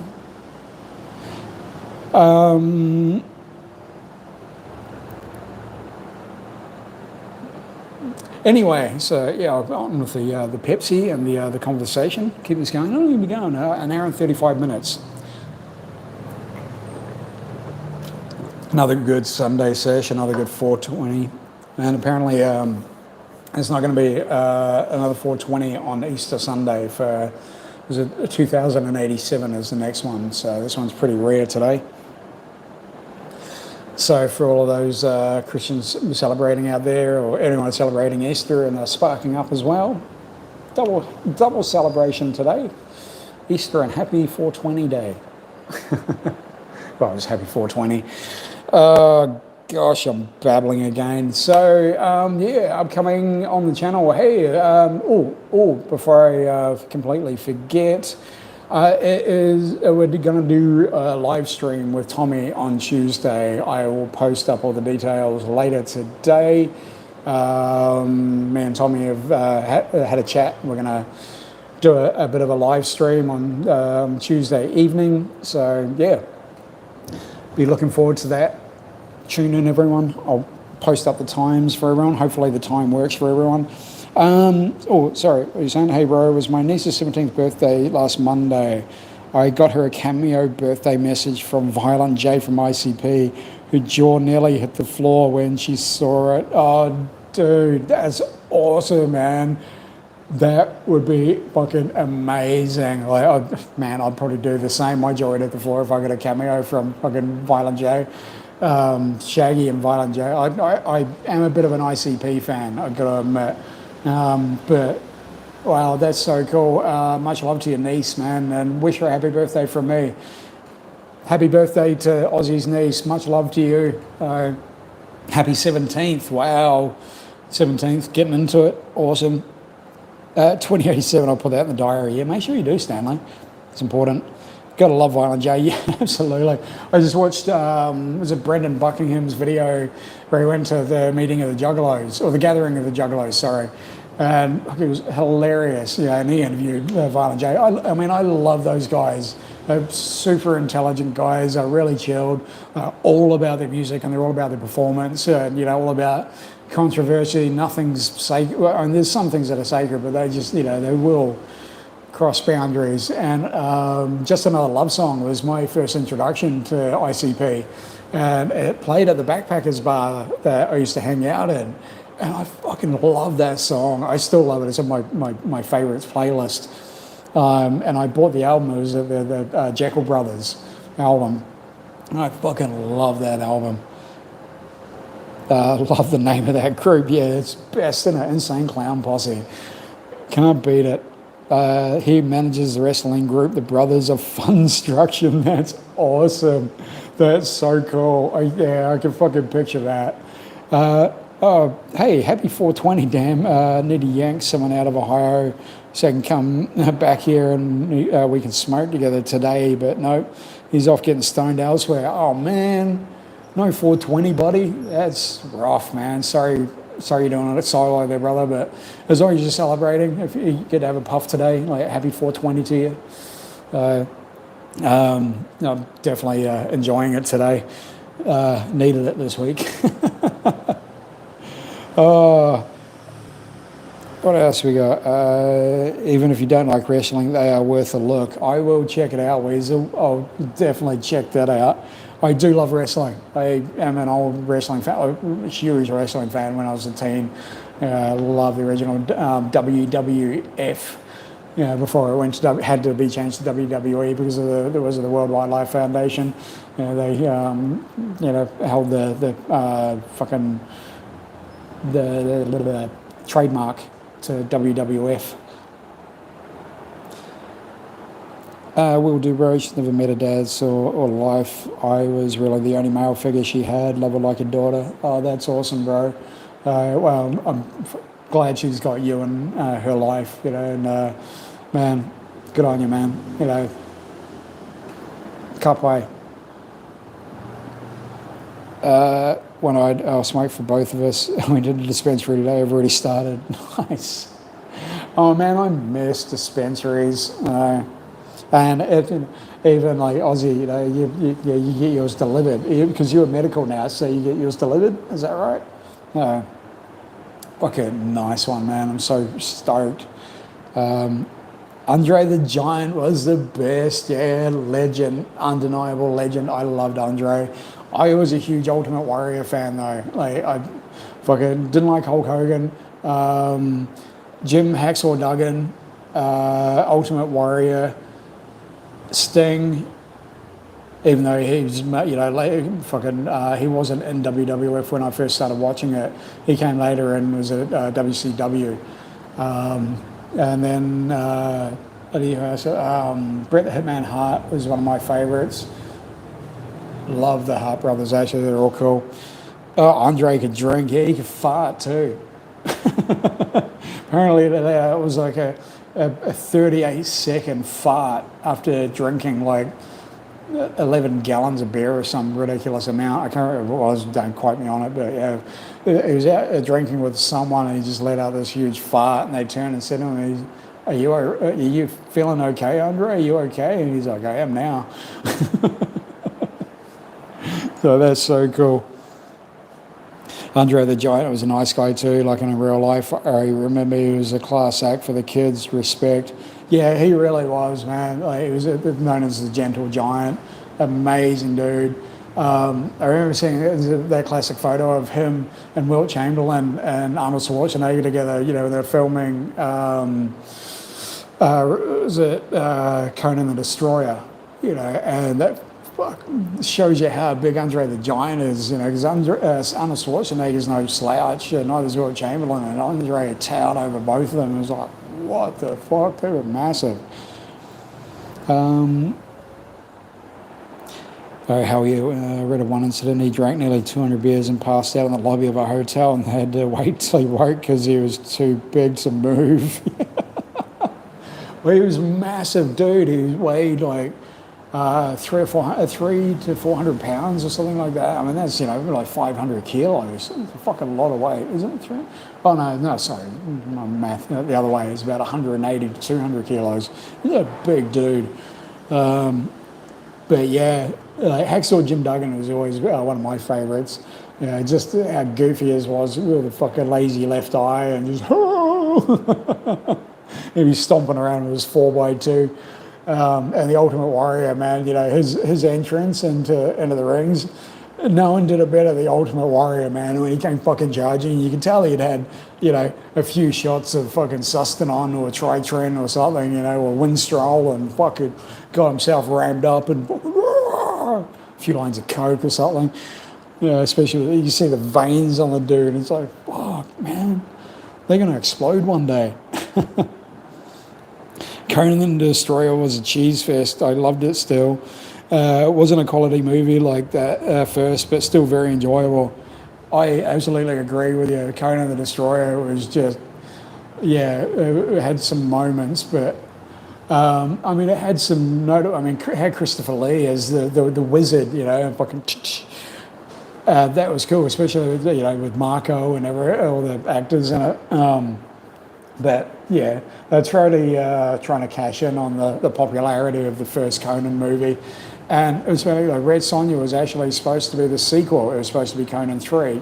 But there were some disagreements with it, and that's why they had to change the name, and that's why Conan's, it wasn't Conan, it was, what's his name, Lord, fucking blah, blah, blah, whatever. But yeah, I saw that. I was reading about that the other day, about Red Sonja. Like, I love all the Conan series, Conan the Destroyer, Red Sonja, but nothing beats the original Conan. Like, I've mentioned it many times before on the channel, I will not watch the remake of Conan. I'm like, how dare they? I don't care if it's got Jason Momoa on it, in it. I will not watch that movie. It's sacrilege. Crom would not be happy with that one. I used to read Savage Sword of Conan comics when I was a kid. I was like 8 or 9 years old, and it was a huge inspiration for me artistically. I used to copy a lot of the drawings out of Savage Sword of Conan. There's one that I showed my, this was my first girlfriend, and it was when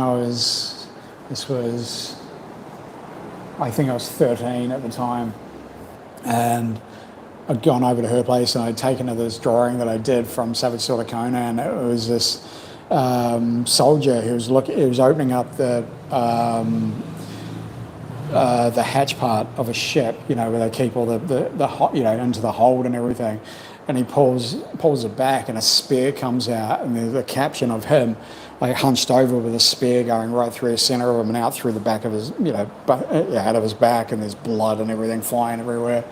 It was pretty brutal. But I just sat there with a pencil and just, you know, sat there and copied it. And I was 13 years old when I drew that. And I took it over to my girlfriend's place. I was so proud to show her. And she's like, that's really well done, but that's really gruesome. It's like, huh? What do you mean? It's really cool.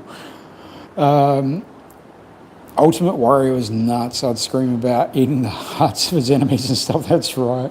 Right, I loved it. We thought he was the coolest person ever. Mom was legit offended and disgusted. I can imagine. Moms generally were. Wrestling was, really, really popular, but for a lot of the time not for the right reasons. You know, it was seen as controversial, and oh man, I loved it. I remember we used to have parties when WrestleMania or Royal Rumble was on, because they were shown late at night in New Zealand, you know, because they aired the early hours of the morning in America, and it was like it started at like 10 o'clock at night on a Friday night in New Zealand, or whenever the fuck it was. I can't remember whatever night it was, but all my friends would come over and we'd sit there and watch it on TV and drink and smoke weed and laugh, and there's a whole bunch of teenagers just hanging out and enjoying wrestling, because it would go for like 3.5 hours. By the time you got done with the ads, it was like 5 hours. Fond memories when I was a teenager. Bit in Commando when that chick goes to fire a rocket launcher at the truck and it's pointed backwards. I love that. Do you know that's actually Tommy Chong's daughter from Cheech and Chong? It's Ray Dawn Chong. She's his daughter. So another interesting fact if you didn't know that. Do I listen to Oi music, apolitical? Not really, no. I don't listen to a lot of Oi or anything like that. I listen to a bit of ska here and there, but a little bit of Oi, I guess, from time to time if it pops up. But mostly just listen to thrash metal these days, to be honest. That's my main genre. Thrash, a little bit of hardcore, some punk occasionally. I've got to listen to more music, actually. I want to listen to some new music. There's a whole bunch of suggestions everyone's given me. Bands I've got to go check out. We're watching wrestling on Saturday morning, mornings and afternoons. The time differences was always pretty cool. So if you wanted to watch anything live in America, this was pre-internet as well, so you couldn't get updates. You wouldn't know who won the Royal Rumble or who won fucking whatever, until a couple of days later when it was on the news or whenever they picked it up. But to see it live streamed on TV back in the day was pretty cool, and so you would make a good party of it. I remember one night I didn't realise, it was going to, invited a couple of mates over, and I hear a knock on my door and open the door, and it's like a scene out of a movie, and there's like fucking 30 people sitting there, and they're like, hey, how you doing? Everyone's like handing me beers and fucking drinks, and everyone, like, hey, everyone coming, and it was a fun evening. It was cool. It was back in the days in Christchurch. You had massive houses, you had massive fucking lounge room. We had 2 sofas and 2 big armchairs and a huge floor. Everyone just threw cushions on the floor, and we all watched, the wrestling on TV. YouTube has the Brothers of Funstruction. I'll have to check it out. YouTube has everything. I haven't watched wrestling in a long time. I've watched a few documentaries and Vice documentaries, behind the ring and stuff like that. Is it behind the ring or? The dark side of the ring, or those behind the scene MMA and wrestling ones. I've watched a couple of those. Oh gosh, getting on today. How are we going? Oh, an hour and 49 minutes. Another good session for 4:20. Afternoon. That's my roommate. He's getting himself some water. It's a hot one today. Happy 4:20. Yeah, happy 4:20. Yeah, it's a special 4:20 live stream today. So already been having the puff upstairs. Yeah, got to be medicated on 4:20, right? Nothing better. Vice does do some good vids, Weasel. Definitely. They went bust though, didn't they? Recently, they went bankrupt or something. Because I guess the viewership just dropped massively. They lost a lot of popularity. I guess they changed a lot of their programming. I think now they're trying to go back to the way they used to do their programming. Going back to the real edgy raw documentaries, but I don't know. He's gone now, but I'll tell him that you all said hi. But yeah, I always liked a lot of the Vice series, like Weeder I really, really enjoyed that show. I thought it was absolutely fucking brilliant. If you haven't seen that one, check out Weeder. I'm pretty sure there's the majority of it is on YouTube, but I'm sure you can download it, or one of the streaming networks will have it. Yeah, the owners here have been gracious hosts for me for the last few months, just, allowing me to just hang out here. It's been good. Right, well, I'm probably going to start winding this down shortly, another 10, 15 minutes or so. Starting to lose my voice a little bit, and I could definitely do with another smoke and some food and chill out time. It's been a bit of a day. I've been off the coffee this week because it just adds to my anxious state, my anxiety bit. So had a coffee this morning and it's like, whoo-wee, man, I've been raring to go all day. So that's probably why I've been a little bit chattier on this live stream than the last few ones. But yeah, so as I was saying, I've got a live stream coming up on Tuesday, special one with Tommy. I will post up that one. Thursday, I have no idea what I'm doing yet. Sunday, it's going to be a little bit. It's going to be a video about New Zealand skinhead history, or it's actually New Zealand right-wing bonehead history. I'm going to talk a little bit about the history and the organisations. That's either going to be possibly Sunday or the following week. I need to do some research about that one, and talk to some people about the different organisations and about the history of them. So that one's coming up very shortly on the channel. So one to look forward to. And now that I am going to be living over at my mate's place, like I said, I've got a few different videos coming up. I'm going to be doing a few more live streams. So I am going to be doing some videos on Tuesdays, and I'll probably do a live stream afterwards as well. It should be interesting. I've done a couple of videos talking about the Christchurch skinhead scene and stuff like that. But I'm gonna, do some research about the entire New Zealand, skinhead movement and history. But I want to make sure I've got everything, as correct as possible, and make sure I get all the right information, and make sure everything's kind of verified, because a lot of the information, there's not a lot of information out there anymore. You can't really find a lot about New Zealand skinhead movements on the internet. It's all kind of been censored. So I'm going to have to rely on stories and testimonials from a lot of people out there, including Steve. Actually, Mr. Corrigan, I haven't seen him tonight. You out there, Steve? Pretty sad something as diverse and stylish and just downright fun ended up being twisted into Nazi bullshit. And Stanley says, yeah, fuck yeah, looking forward to them. Yeah, it's crazy, especially, like I mentioned in some of my videos, when I first got into the movement, I didn't realise that that's how the whole scene and the movement started out. And when I started looking into it, I was like, wow, this is actually a fucking really cool scene. The origins of it is pretty cool. And that's why, I really enjoy doing the videos about the history of it. Like the video that I did, how, skinheads became racist. It was one of my favourite videos that I've done. It's definitely one of your favourites. It's the most viewed video on my channel. So I definitely want to do more like that, because there isn't a lot out there. There is a lot of skinhead, content on YouTube, but not of it. A lot of it looks at it from the side of right-wing skinheads. A lot of it's just like historical information, and it's there are some interviews with right-wing skinheads and stuff like that, which are amazing, but it's not a big section. It's not a big niche at all.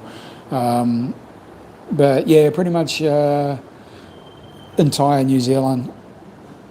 Yeah, it is. Yeah, Christchurch is always about fucking Kyle, and oh gosh, it's unfortunate that he is the most well known in Christchurch. Because he didn't do a lot for the movement. He didn't do a lot to promote it. But then I guess it's, in saying that, it's not an easy movement to promote. You try and push that onto people, and the first, a lot of people's first response to you is, go away, Nazi. I don't want to hear it. I'm not a racist, so they have to be very careful, and it's hard for them to recruit. And Kyle was, fucking put a lot of effort into it. I'll give him that. But man, some of his ideas were just, they're out there. Hi.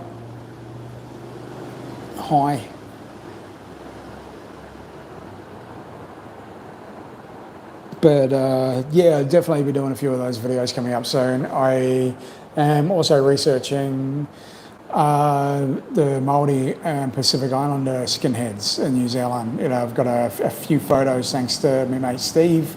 He's sent me a few of some Māori skinhead and boot boys from back in the day. So yeah, I'm going to be doing something about, I've got a fair bit of information about that already. So I'll be doing a video about that soon.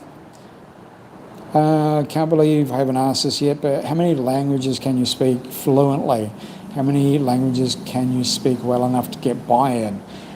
Well, fluently, none really. I even struggle with English. No, I speak English fluently, and that's it. I do speak a little bit of Spanish, and I speak enough Spanish to get me by. And I know a few phrases in other languages, just how to ask for certain things, and like German and Japanese, and a little bit of, a few things in Thai, and that's, just from traveling and stuff like that. I am going to be doing my Spanish lessons again very shortly, actually once I move. It'll be part of my daily practice to do like an hour of Spanish lessons every day. Looking forward to that. So, actually, te reo, Māori. I know a few words and phrases in te reo Māori, which is a language of Indigenous people of New Zealand. Unzod. Yeah, right. The Māori, yeah. Māori rude boys, yeah, it's a trap. Steve actually sent me a photo of there's a punch up in front of a skinhead gig. It was a boot boy gig, and probably about a good half of the crowd are Māori, and they're all punching this one dude at the front, and he's like covering up. Apparently there's a story to it, and I don't know the story to it, so I'm going to get it out of Steve. He's gonna tell me the story behind that, because he mentioned it. So yeah, I am looking forward to doing that one, because it's the crazy thing is in New Zealand especially, well actually in a lot of places, a lot of the ex-skinheads don't want to talk about that time of their life. They don't want to talk about their past. They still have the old school code, like, we don't talk about it. We don't talk about it to anyone. And it's like, fuck, who cares? It's as long as you're not giving yourself up or incriminating yourself, it's okay to talk about certain aspects of that part. It's because it's our history. A lot of us want to preserve this history and about this culture and the scene, especially me. I love a lot about history. I love the history of tattooing. I love the World War II history, Vietnam War history, all that kind of stuff. I studied all that all throughout my life, and skinhead and gang history and culture. It's the same. I'm fascinated by it, and I do want to preserve it. That's a big part of the reason why I do these videos. Is kind of my memory fades. I've got a permanent fucking memory of this time in my life and this scene and the culture and everything about it. So that's why I do them. Big part of the reason, anyway. I was surprised when I seen your vids at first because of how different you Aussie guys were from us North American crews. Yeah, really different. Absolutely. And that's I've seen crews in United States, Australia, and New Zealand. And they're all completely different with the way they do things. And their belief systems are kind of along the same lines, but their rules are all different, and they, a lot of them will let things slide, a lot of them won't, some use drugs, some won't, and it's just, it's wild. New Zealand was probably back in the 90s, dudes were scary, especially some of the really well-known skinheads. They were fucking nuts, man. They were crazy. And I guess, especially in America too, the original hammer skins and a lot of the original skins, the AC skins and the OCs and all that, they were fucking serious. They were scary dudes, But not like that anymore. It's all changed, Even the right-wing skinhead thing's a thing of the past. And I guess it's like, with the rise of movements like the NBN, they kind of use a lot of the emphasis of like, oh, you don't have to be, an old school thug and go get yourself into trouble, go get into fights, potentially get arrested, spend years in jail, and it's, what's the point of doing that? There's a better way of, fighting the war, and, they're clean cut, they train, they exercise, and, they live like an old-fashioned way of life. They're women are more like, the old folk and, Volk woman and stuff like that. It's, really different. Oh, Dane Sweetman. Yeah, gosh, his name comes up a lot lately. He was a nutcase. Yeah. I don't know a lot about him. Like, I've only just read a bit about him online. I know there's a couple of videos. There's a guy who was in jail with him, or, in the same crew with him. He did a YouTube, interview tour last year or something. But, yeah, there was some seriously psycho skinheads back in the day.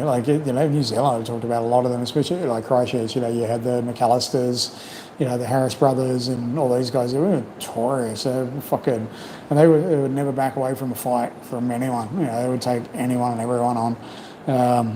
So there's a couple of photos that I got sent. It was the Road Knights and the Harris brothers facing off against, I think it was Highway 61s at Beers Racing. It was the Sound of Thunder at Ruapuna back in the 90s.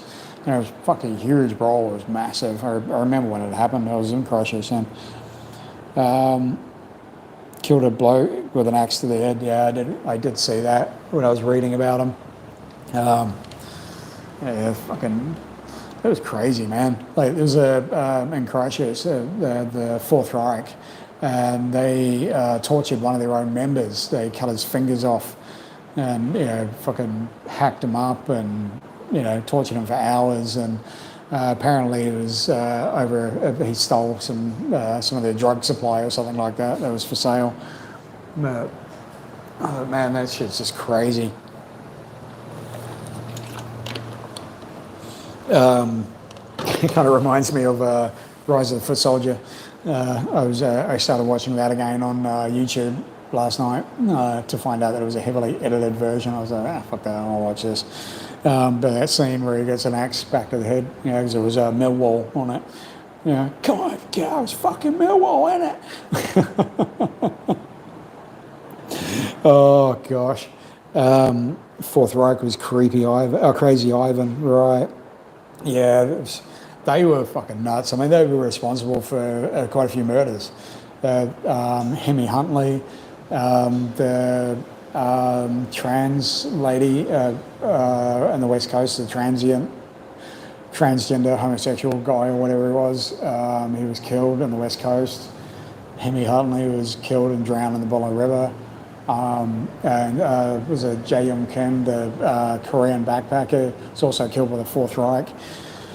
I'm going to do that's going to be in the New Zealand history. It's going to, we're going to be talking about the Fourth Reich, and especially because one of the guys who killed Hemi Huntley, who's a Māori, his last name was Rehana, I think. So he's part Māori himself. So he's a Māori right-wing skinhead with the Fourth Reich who killed a Māori. So that's pretty crazy. Hey, Gunny, how are you, bro? Good to see you, man. It's been a while. Haven't seen you in a fair while. And no more stuff like the C-18 crews now. It's gone underground more. Very few boots and braces anymore. Yeah. That's true. I mean, C-18s always struggle to become established anyway, just because of the history. They're banned in so many countries, and I mean, fuck, they try to blow shit up. back in the day. They just tried to become fucking terrorists, essentially. So, every time they, a new chapter of C18 pops up anywhere, they either don't last or they get shut down. I saw them try to spring up a few times in Australia when I was there. I was like, yeah, whatever. But out of my element, I was into the music. But when I was in high school, the skinheads were just kids that were cooler than me. Nice. Yeah, it's. I mean, I don't know. When I was a teenager, skinheads were kind of crazy. They were the New Zealand skinheads back in the 90s. And I remember when I was like 15, I learned how to print my own T-shirts. And I did a cutout on cardboard and did a swastika with white power, and I did it with white shoe dye, and it was the shoe dye polish that you press on. It was in the bottle. It was like liquid shoe dye. And my cousin had shown me how to do it because he did Bob Marley ones, Bob Marley had done it in fucking black on white T-shirt or some shit like that. And I went, oh, I'm going to do that. And I was walking back from the bus, and I was like proudly walking along, and I ran into a married kid who I actually went to high school with, and he just like looked at me, and I was like, oh, here we go, me and Blair are going to punch on. But he's like, what's the T-shirt? I said, I'm actually making them. I do other T-shirts as well. Like, I can do a Black Power one. And he's like, really? And I was like, yeah. He's like, okay. So fucking, got out of that one. And I was like, yeah, I'll catch up with you. And we'll sort it out. And I fucking walked off home. I never wore it again in public, I tell you. How many cheers do I have? How do you man how many chairs do I have? I have one. I'm sitting on it at the moment.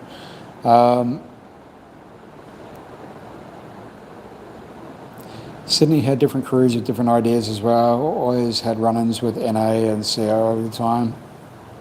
National Alliance and I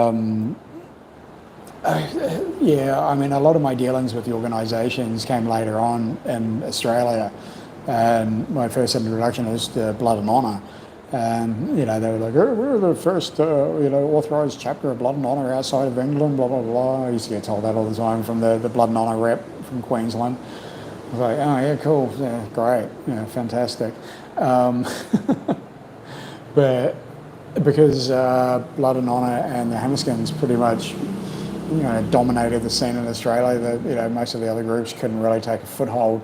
C18 wasn't allowed. There's a couple of guys in Perth, I think they were booted out of Blood and Honour, so they decided to become C18, but then they got arrested for shooting at a mosque with an air rifle at like 4 o'clock in the morning. So, that was the end of C18 in Perth.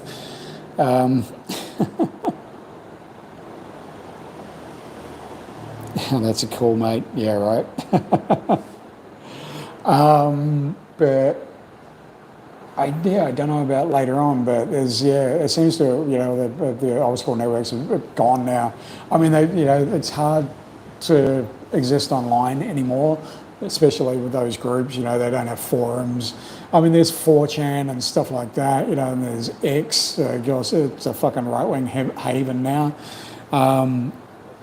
But used to, I mean, Stormfront's still there, but fuck that, everything you write's all, monitored by the feds, so, but there used to be, New Saxon was like, MySpace for, right wing, and you had, Blood and Honour forum, then there was the Hammerskin Crew 38 forum as well, and there was a lot, I mean, even the NSM had a website and forum, I believe.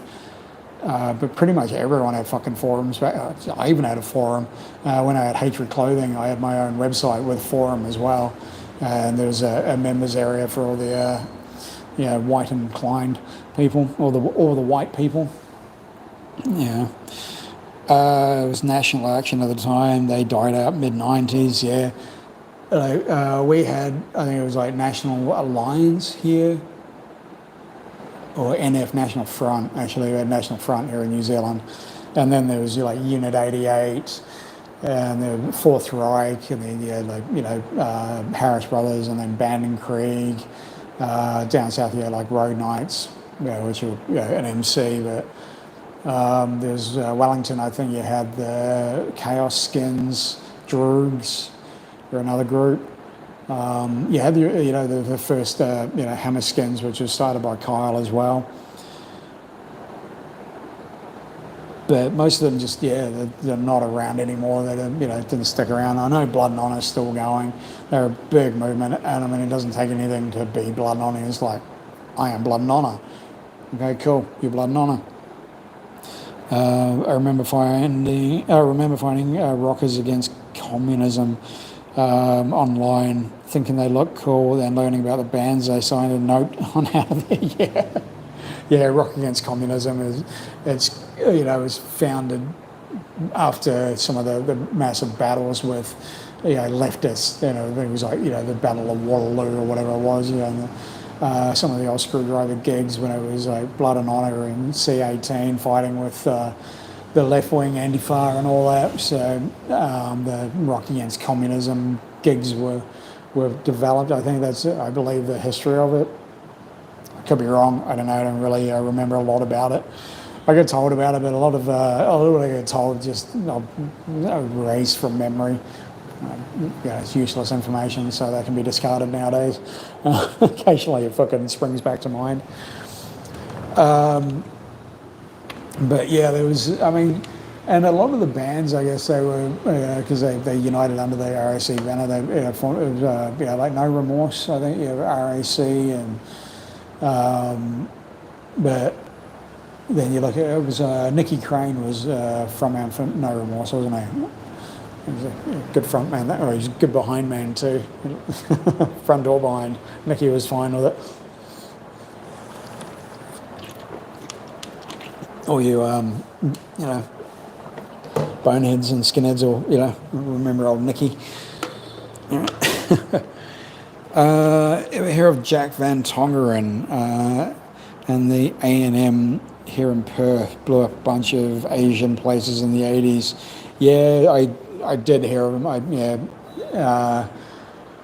I actually remember seeing about it in the news in the 80s when they happened. I didn't make the connection until much later, but yeah, I did hear a bit about it, and I kind of watched a lot of documentaries, a lot of videos, when I was in that scene. Like my wife at the time would buy me all these World War II documentaries and documentaries on skinheads and Nazism and everything, and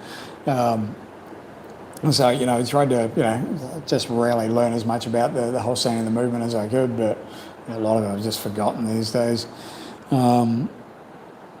And I always used to have this really bad habit. Especially the World War II documentaries, and I was into them. I'm really into learning about the history of it because I was a World War II buff, a military buff anyway. And as soon as I put the documentary on, I think it's just the narrators. I fucking fall asleep. It's nap time. It doesn't matter what time of day or whenever I put one on, I just sit there a lot of the time because I don't want to lay down. But as soon as I start watching, I go, fuck. It's like, I know you take a lot in when you're in a sleep, you take it all in, but it's like, man, I want to watch these. All right, guys, we're at, oh gosh, 2 hours 15. You guys got me talking today. Whew, man, I'm hanging in there just for you guys. It's been a good day. It's been another good session. I appreciate hanging out with you guys. It's been a good 420 actually. Good to finally celebrate a 420 with so many good people, especially those who are celebrating 420 with me. Double thumbs up to y'all. Had a heathen friend, no longer a friend, who tried to get me into David Lane and his 88 precepts. Wow.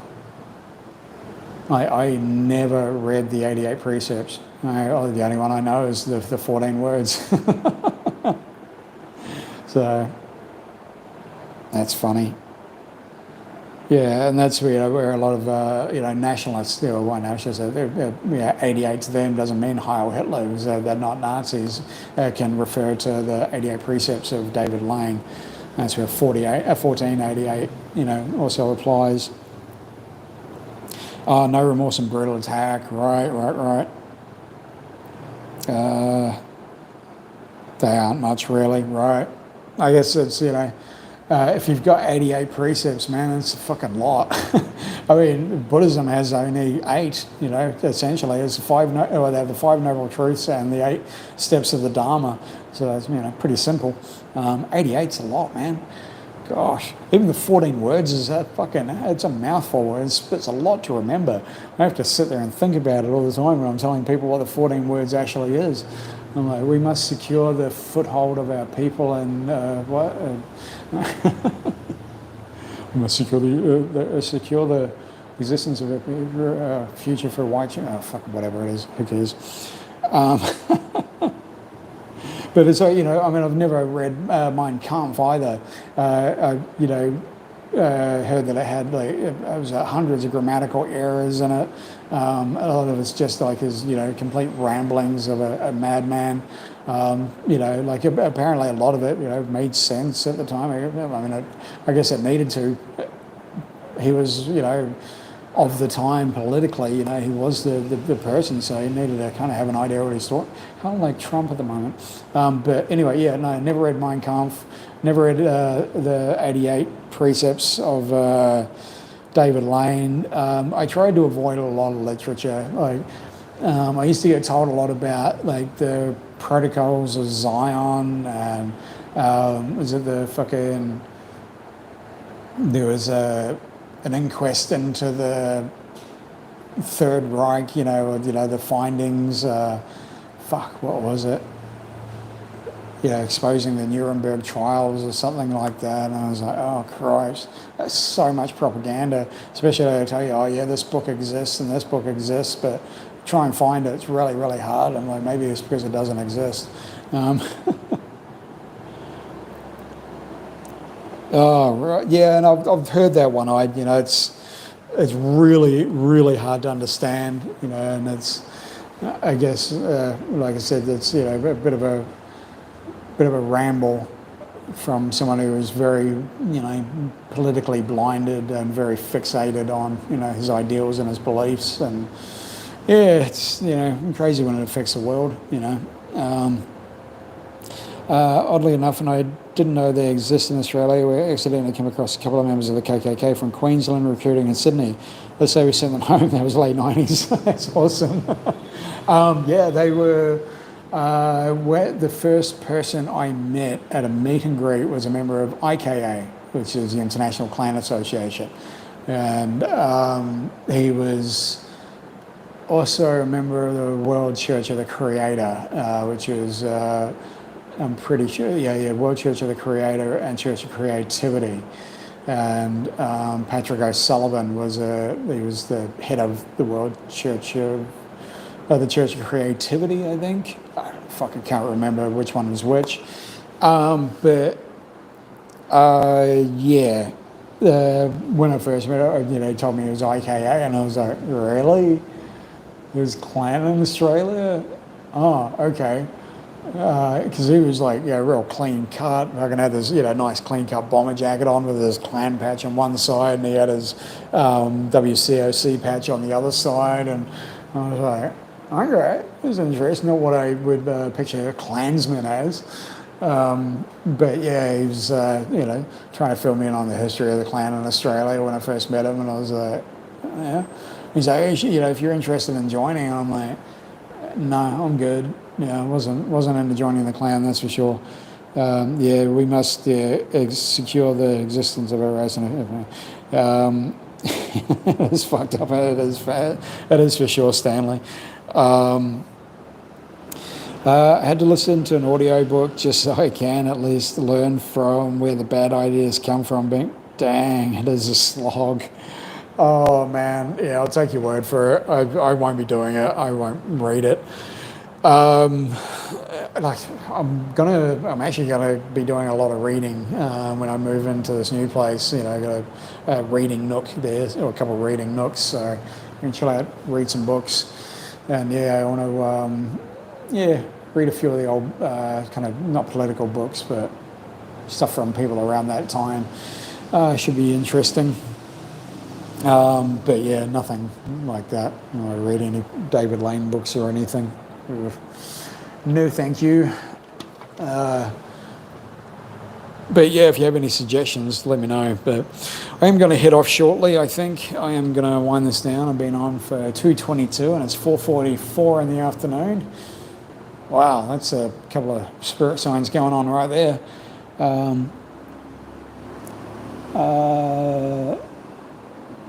What's that? Sometimes being white feels fucked up. Oh, sometimes being human feels fucked up. It's just, don't narrow it down. Just, accept it. Don't forget the Guitar Hero vids.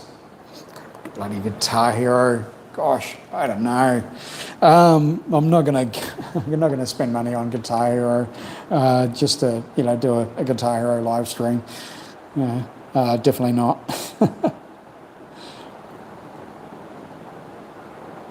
Yeah. So when I agrees, why not? Just being human is fucked up. But hey, it's all part of the experience, man. Just accept it. Just live in the moment. Live for the moment, and just be grateful. Appreciate what you've got. Appreciate that you're having that existence and that experience, because it's a fucking absolute joy and a blessing to be able to experience what we do in life, good or bad. Because it's only a mind that labels it good or bad. So just everything in life is a lesson or a blessing. You just got to figure out which one it is and just take it for what it is.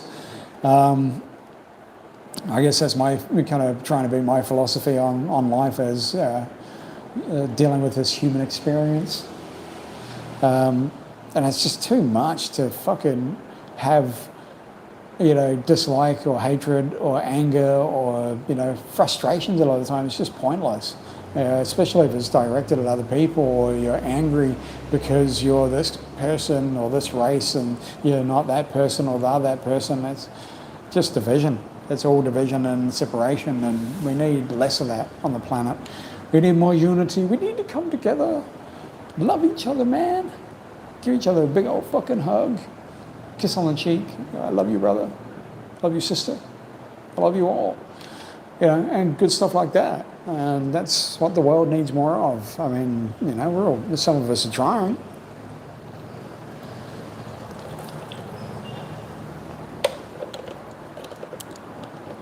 I'm going to return my lessons for the blessings. Then I'm going to talk to the manager. Nice.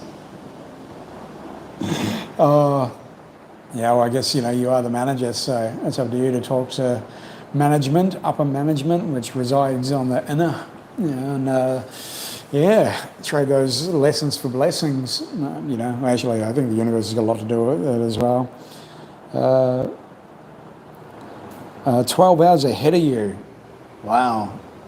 That's pretty cool here in the future, man. Seriously, I can't wait till you get here. It's pretty wicked. I wish the world leaders would figure that out. Like, we learned to share and play nice when we were 5, but they didn't. Yeah. Oh, gosh, it's even in our innate human nature to share and be loving and, care for each other. And, it's crazy that we have to learn to do it or, remember to do it or be forced to do it or not be able to do it in some places in the world. It's fucking crazy. Love is in our nature, So, yeah, always got to share the love, people. I'm really, really looking forward to working on my mental health and my spiritual health over the next few weeks. I'm really looking forward to sharing with you guys, another part of my journey about the healing and, about sharing love and what it can do for you. What it can do for your skin, your hair, your nails. Oh my gosh, you're not gonna believe what it does for you, man. Love is great, man. I still hug people. I get some weird reactions from that.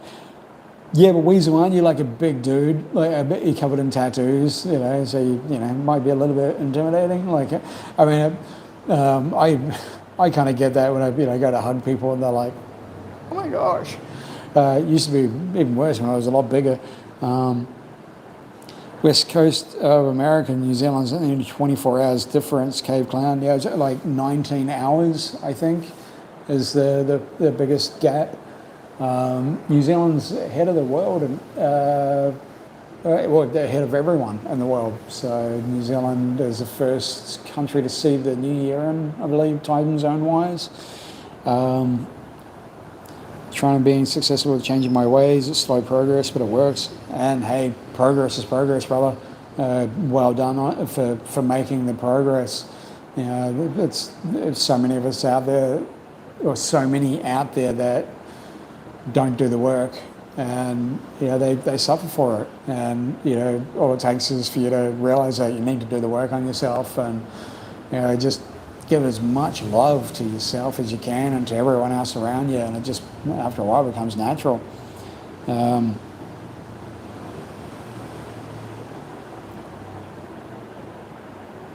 Oh, you off, Aussie?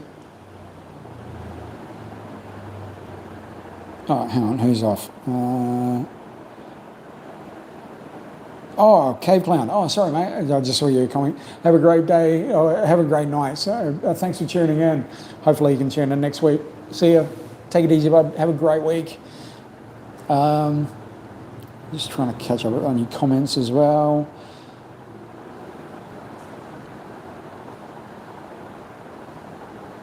Yeah. Oh, yeah. Evidence points to humans being very cooperative generally. Yeah. It's you know. I mean, you look at what you do is look at babies and you know how they are when they're born. You know, I mean, yeah, sure, some have behavioural problems. You know, right from birth. You know, it's genetic or whatever.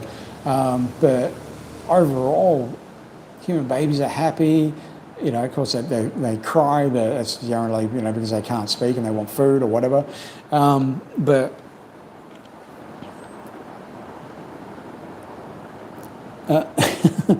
like it's humid as fuck here all of a sudden. Are you getting some rainstorm? It's coming in, Aussie.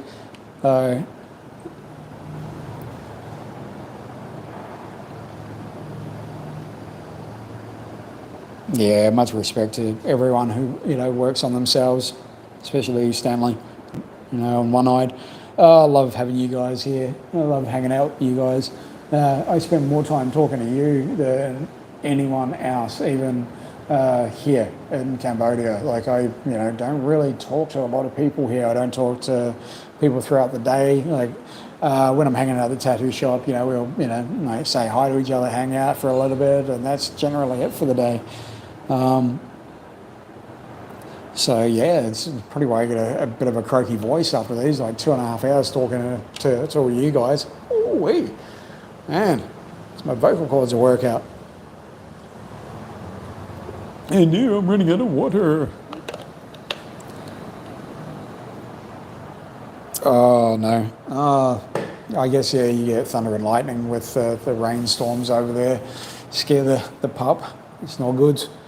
Man, we had some thunder and lightning here with the rain over Khmer New Year, and oh man, a couple of the lightning bolts or whatever were fucking directly overhead. It was loud, shook the whole building. And it was like, this is fucking crazy, man.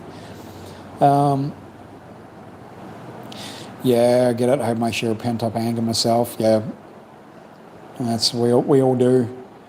Yeah, it's but I'm glad that you know throughout the healing journey over the last few years, I've learned how to recognize my anger, you know, as soon as possible, as soon as it flares up, and to take a step back and breathe when I feel myself getting angry. Occasionally I slip and it just, you know, comes out, you know, I get angry or frustrated whenever I'm, you know, doing some editing or something goes wrong, or I'm just like, ah, motherfucker, you know, but yeah, I've learned a lot of good tools to help me with that, you know, that anger, and like I said, you know, recognizing it and taking a step back and breathing and okay, cool, and you know, later working it out in meditation when I can, you know, sit down and like, take a breath and see why I became angry, and you know, do it from a safe place, I guess, when I'm meditating, you know, from a place of non-judgment. You know, it's yeah, it definitely helps a lot these days. So, all right. Where are we at? Gosh, how many times am I going to say I'm getting off this live stream? All right, no, I'm going to head off, guys. My ass has fallen asleep. My brain's fallen asleep. And I'm losing my voice. So, I was just saying, stop thinking and your problems will be solved. Yeah. One of the biggest errors in human thinking, was it Ducati? I think, therefore I am. So wrong. But yeah, breathing's definitely helpful. Another thing I do is drastically change my body position, like stand up, sit down, I lay down, stoop, yanks me out of my head. That's what pot's for. Yeah, absolutely. Yeah, internet friends are awesome. Oh, I go for online communication anyway because it's easier to choose with whom I associate and for how long. Yeah, same. I enjoy it. I'm probably going to do some online dating again sometime in the future. I miss the old back and forth communication of online dating. I did it for a long, long time over the years, and I really enjoy it. So much less hassle. But, all right, guys, I'll start winding this down now. So let's all say our farewells and our goodbyes and all that kind of stuff, just so I can head off and go get some eats and go chill out for the rest of the day. So thanks everyone for signing. It's 2 hours 33 minutes. What an awesome 420 session. You guys are wicked. I wasn't too sure whether we're going to get many people signing in today because it's also Easter today. So, but hey, I know 420's one on the calendar for all people that I hang out with, that's for sure. Internet ones are less scary. Yeah, definitely, man. They are. They really are. Yeah, you take care too, Weasel. Thanks for tuning in, brother. Good to have you here. Definitely see you again next week. Yeah, hey, and to you, One-Eyed, happy 420. And hey, hey, don't forget, Tuesday live stream, I'll post up all the details. I'll do a poll this week for some ideas for the Raven crew name. We'll get that finalised and we'll get some designs happening. And yeah, hey, next week, Sunday live stream is actually going to be from the new place. So looking forward to that one. It's going to be a cool Sunday sesh. Hey, love you too, Weasel. Love you all. Yeah, love all my brothers and sisters. Yeah, I hate to go, but I've got to go. Like I said, my ass has fallen asleep, and when that happens, I've got to go. All right, guys. Take care, everyone. I'll see you on Tuesday for the live stream with Tommy, and then Thursday, of course, for another video and back to the regular schedule and all that kind of stuff. And yeah, I can't wait to start live streaming and doing videos from the new place to show you all. Raven Familiar, yeah, same time next week. All right, peace out, fam. Vaya con Dios, and hasta luego, mi familia. Peace out, y'all.